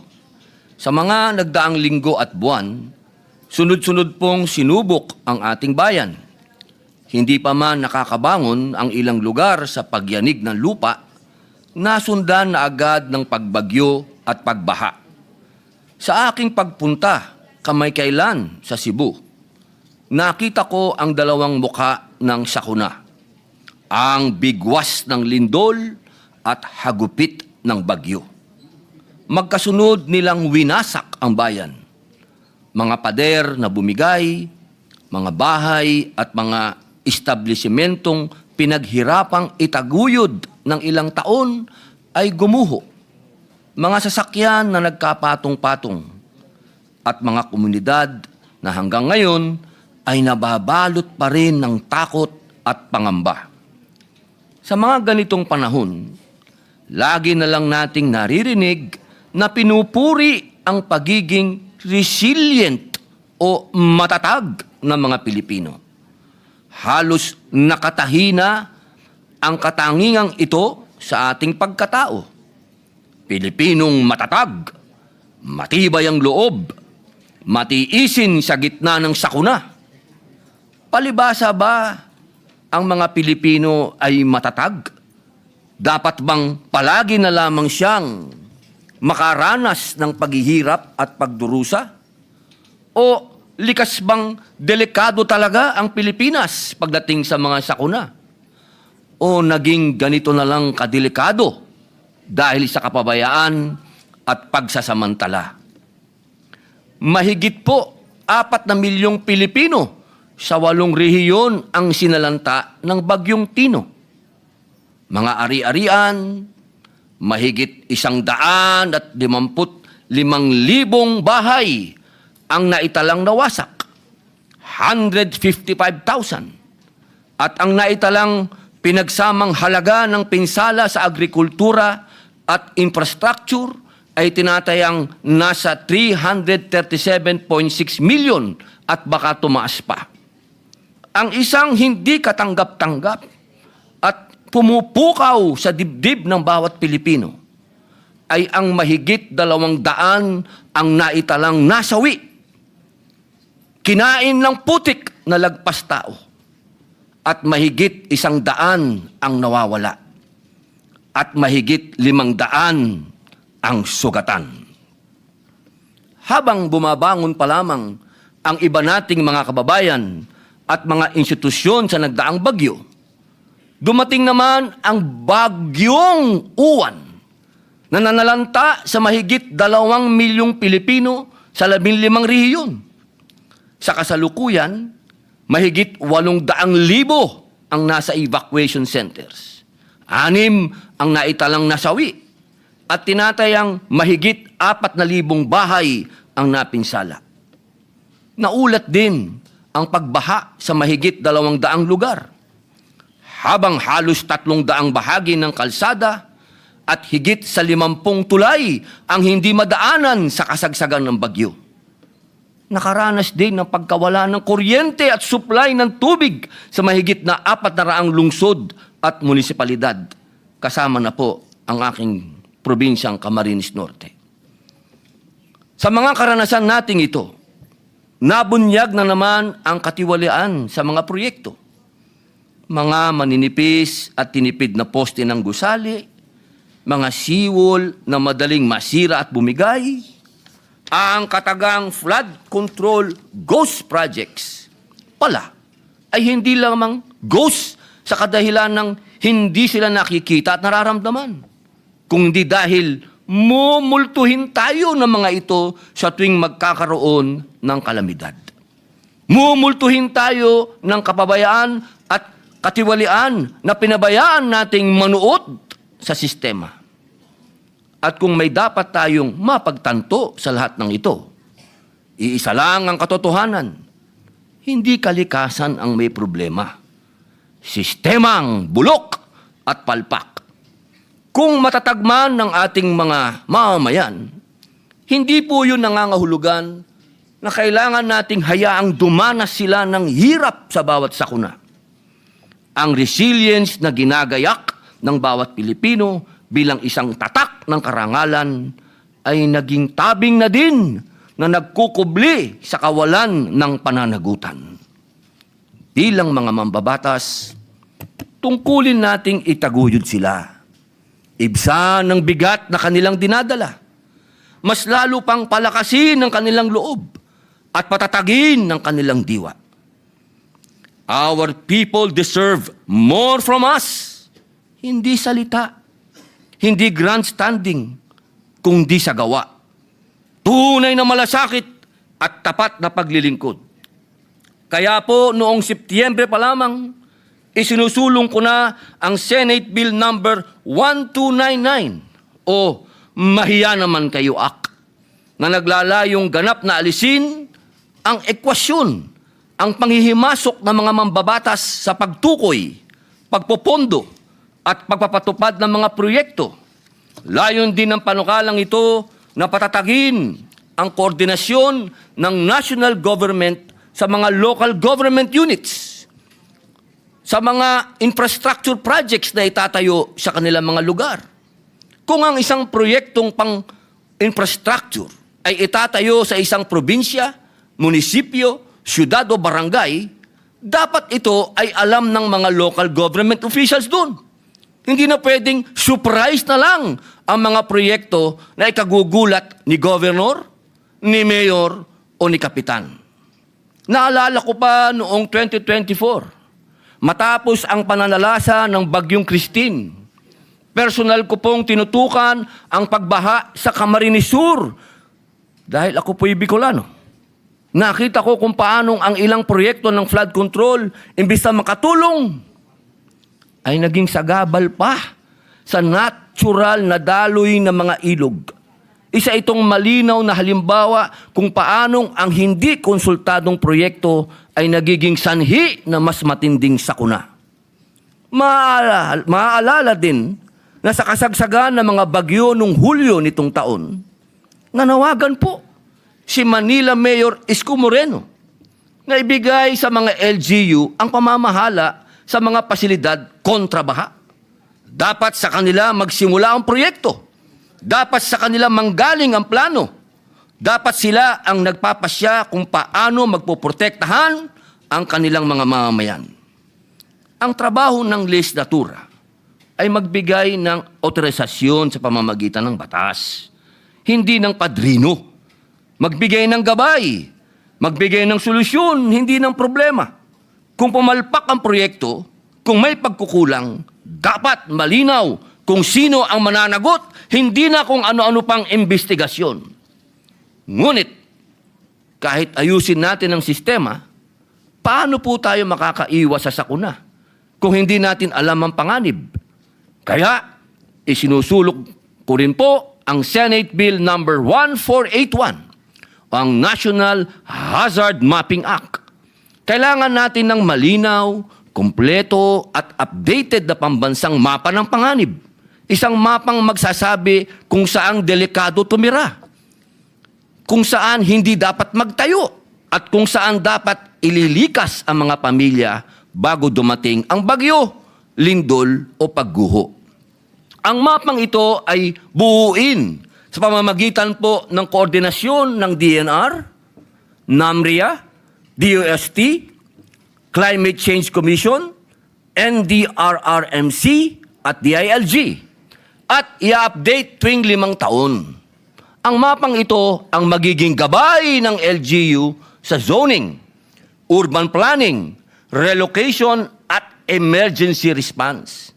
Hindi pwedeng hula-hula ang buhay ng Pilipino. Hindi pwedeng tsambahan ang kaligtasan ng komunidad. Ang respeto sa siyensya ay respeto sa buhay.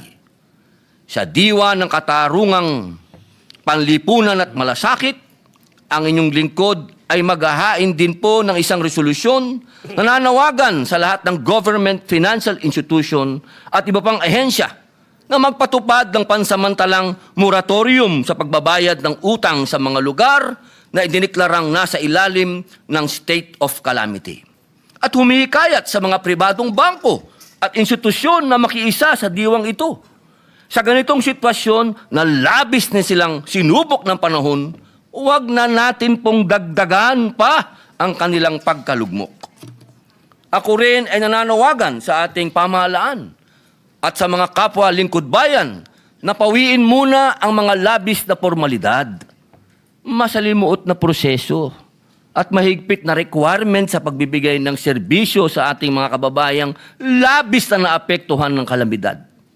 Sa panahon ng pangangailangan, ang agarang tulong ay hindi dapat hadlangan ng masyadong maburokrasyang pagkilos dahil ang bawat segundo ay mahalaga sa buhay at pagbangon ng ating mga mamamayan. Huwag nating gawing normal ang pagtitiis, ang pag-akyat sa bubong, ang paglusong sa tubig baha at putik na may panganib na makuryente. Sa makatwid, hindi palibasay sila'y matatag. Maaari na nating hayaang maging normal na bahagi ng buhay ng Pilipino ang pagdurusa. Ang resilience ay dapat sandata, hindi kapalit ng responsableng pamamahala. Ang katatagan ay dapat pinupunan ng tulong, hindi inaabuso ng kapabayaan. Ang pagtitiis ay hindi parusa. Kaya muli, ako po'y nananawagan. Mahiya naman tayo kung inuuna natin ang politika kaysa buhay. Mahiya tayo kung kaya nating manahimik habang may nagdurusa. Ngunit kung kikilos tayo ngayon, kung iwawasto natin ang sistema, kung uunahin natin ang pagmamalasakit kaysa pamumulitika, maibabalik natin ang dangal sa serbisyo publiko. May pag-asa pa ang Pilipinas. Ngayon ang panahon para makita ang peligro bago dumating ang trahedya. Ngayon ang panahon para hindi lang tayo maging matatag, kung hindi maging ligtas. Ngayon ang panahon para protektahan ng buhay ng Pilipino, hindi ang kapangyarihan. Mga kasama, mga kapwa ko lingkod bayan. Sa akin pong pag-ikot, kitang-kita ko po ang hindi ko po maipaliwanag sapagkat hindi na po kailangan ng matinding research o mga scientists kung anong naging problema dito sa ating bayan ba't maraming namamatay. Saan po kayo nakakita na mga riverbed may nakatirang tao? Mga daanan ng tubig,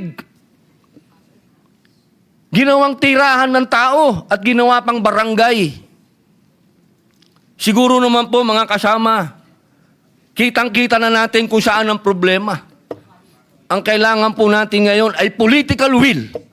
Kailangan po natin talagang ipabatid sa ating mga kababayan na hindi po tinitiran ang riverbed at hindi po tinitiran ang mga ilalim ng tulay.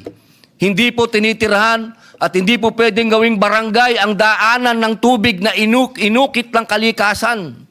Yaang pong mga lugar na yan, sa matagal na panahon, 1,000 taon, yaan po ay daanan ng tubig.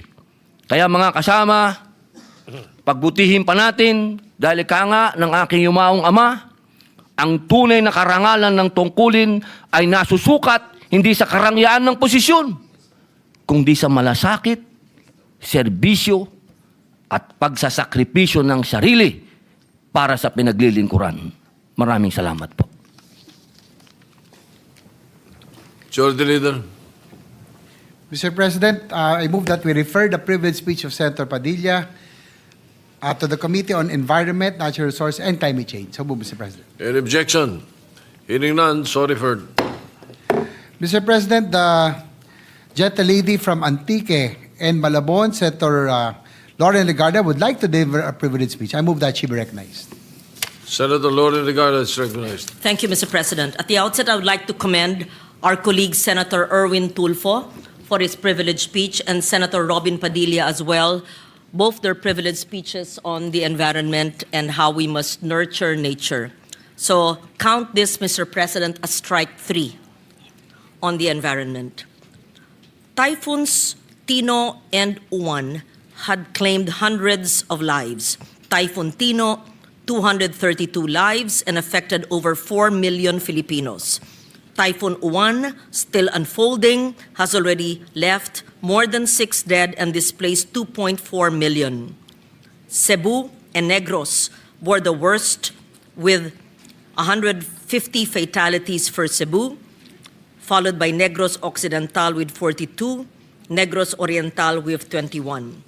These tragedies hit close to home, barely 2 months after a 6.9 magnitude quake in the same region that claimed 79 lives. This is nature speaking to us clearly. Our growth has outpaced our safeguards.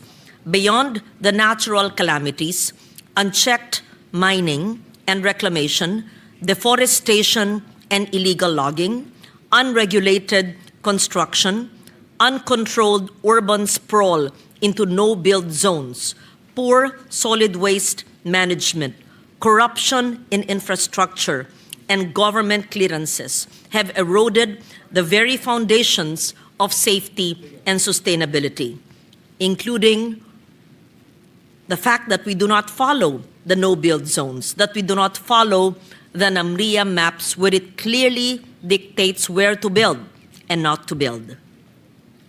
For decades, we've answered floods with concrete, higher walls, longer dikes, deeper drains. Yet every storm proves that concrete alone cannot protect us, especially when it's weakened by corruption, flawed clearances, or lost as ghost projects. The Department of Environment and Natural Resources Water Resources Management Office recently evaluated over 4,000 flood control projects nationwide. The findings are alarming. 42% were problematic, unconstructed, duplicated, or already existing. Nearly 30% were poorly situated, dikes that block natural river flow, protect idle lands, or redirect water into communities. Some projects that DNR confirms were reclamation in disguise, converting riverbanks and wetlands into land development zones. Even more alarming, the DPWH admitted that many flood control projects lacked environmental clearance certificates, despite being environmentally critical and high risk. Worse, the agency itself acknowledged that some of these structures have actually worsened flooding and, in fact, should be dismantled altogether. We spent billions for safety. Instead, we engineered vulnerability. To this, science tells us what experience has long confirmed. Flooding cannot be solved by fighting nature. It can only be managed by working with it. The UP Resilience Institute urges a shift from rigid mega projects to flexible, nature-based, science-driven systems. At its core, flood protection should begin not with cement, but with soil, trees, and ecosystems, a layered defense shaped by nature's design. Upstream, we must restore our watersheds. Our forests are the first line of defense. When watersheds fail, everything downstream suffers. Reforest degraded mountain slopes with native tree species. Establish bamboo and vetiver groves along riverbanks to anchor soil and slow runoff. Encourage small catchment ponds and contour farming to retain rainwater and reduce erosion. Protect existing forests from illegal logging, mining, and encroachment. Along our rivers, we must restore their room to breathe, reconnect floodplains, and rehabilitate riparian buffers. Restore wetlands that once acted as natural sponges, absorbing excess water during storms. Replace hard concrete embankments with eco-engineered alternatives. Gabions and coconuts reinforced with deep-rooted vegetation that stabilize slopes naturally while supporting biodiversity. Stop converting riverbanks into commercial or residential zones. In our cities, we must allow water to find safe paths instead of forcing it underground. Build sponge infrastructure, permeable pavements, bioswales, rain gardens, and retention parks that absorb runoff instead of channeling it. Promote green roofs, urban tree planting, and household rainwater harvesting systems. Enforce strictly the Ecological Solid Waste Management Act because every clogged canal begins with a single piece of plastic carelessly discarded. Respect and observe the National Building Code's no-build zones and follow the NAMRIA maps, which is said to have been distributed to all local government units. Stop granting exemptions for politically connected persons. And along our coasts, we must bring back the mangroves and seagrass beds that shield us better than any seawall ever could. To make this happen, governance must evolve as much as our climate has. Agencies must act as one under a unified, integrated flood management and river basin framework with support from local governments, academic institutions, and local communities.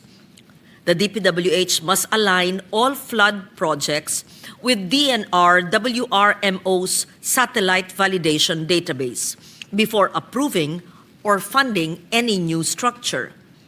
Equally vital is the use of multi-hazard maps, integrating flood, landslide, earthquake, and storm surge risks to guide all planning and infrastructure decisions.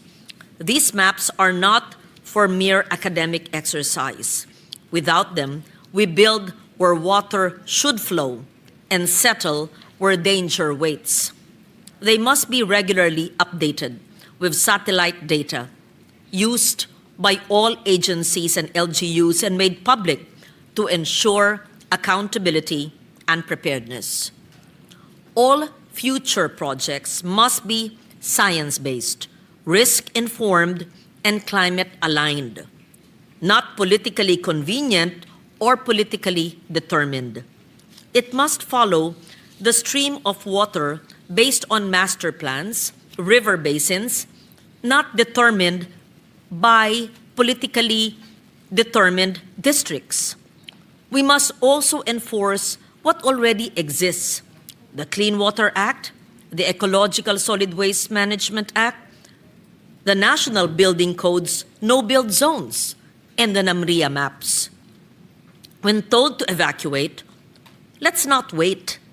Never risk lives or our rescuers' lives. Penalties must be maximized for those who steal amid calamity, before or after. Floods are not acts of God when negligence is written into the blueprints. But governance is not only about agencies that comprise government. It is instead our people.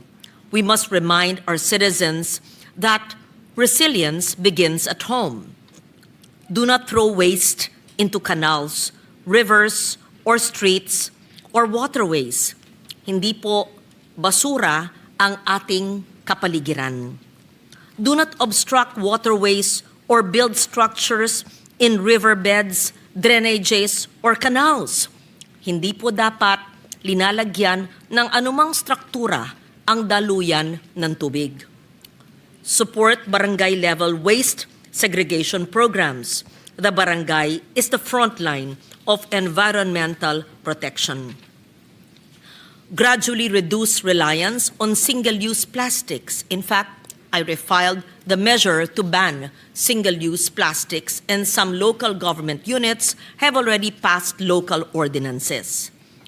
Participate in community-based tree planting, note native trees, river cleanups, and disaster preparedness drills.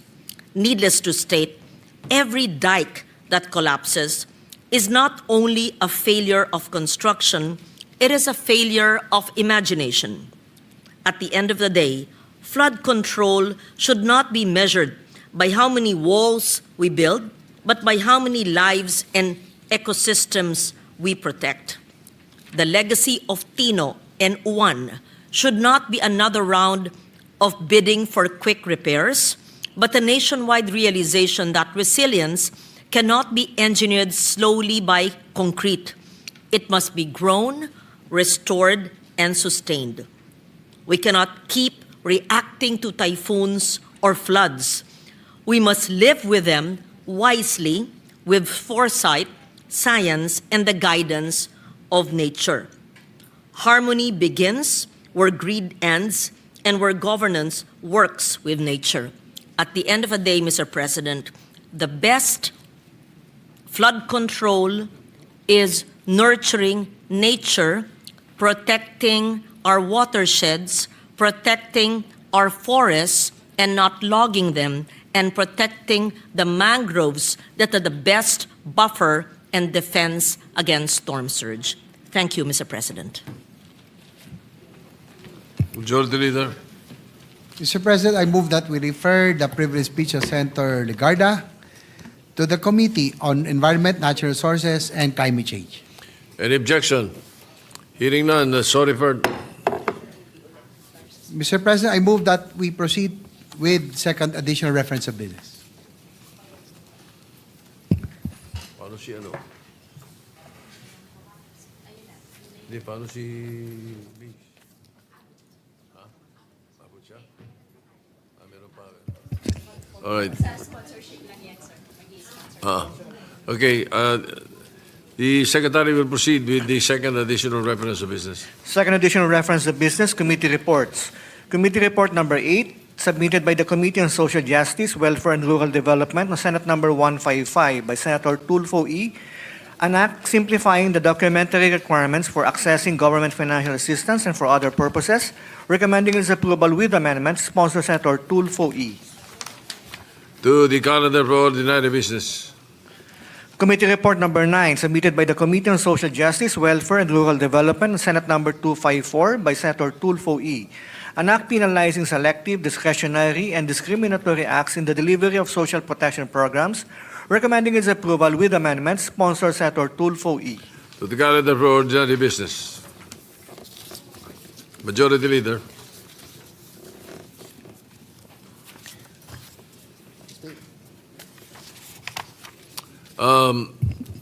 The session is suspended before we recognize again the Majority Leader.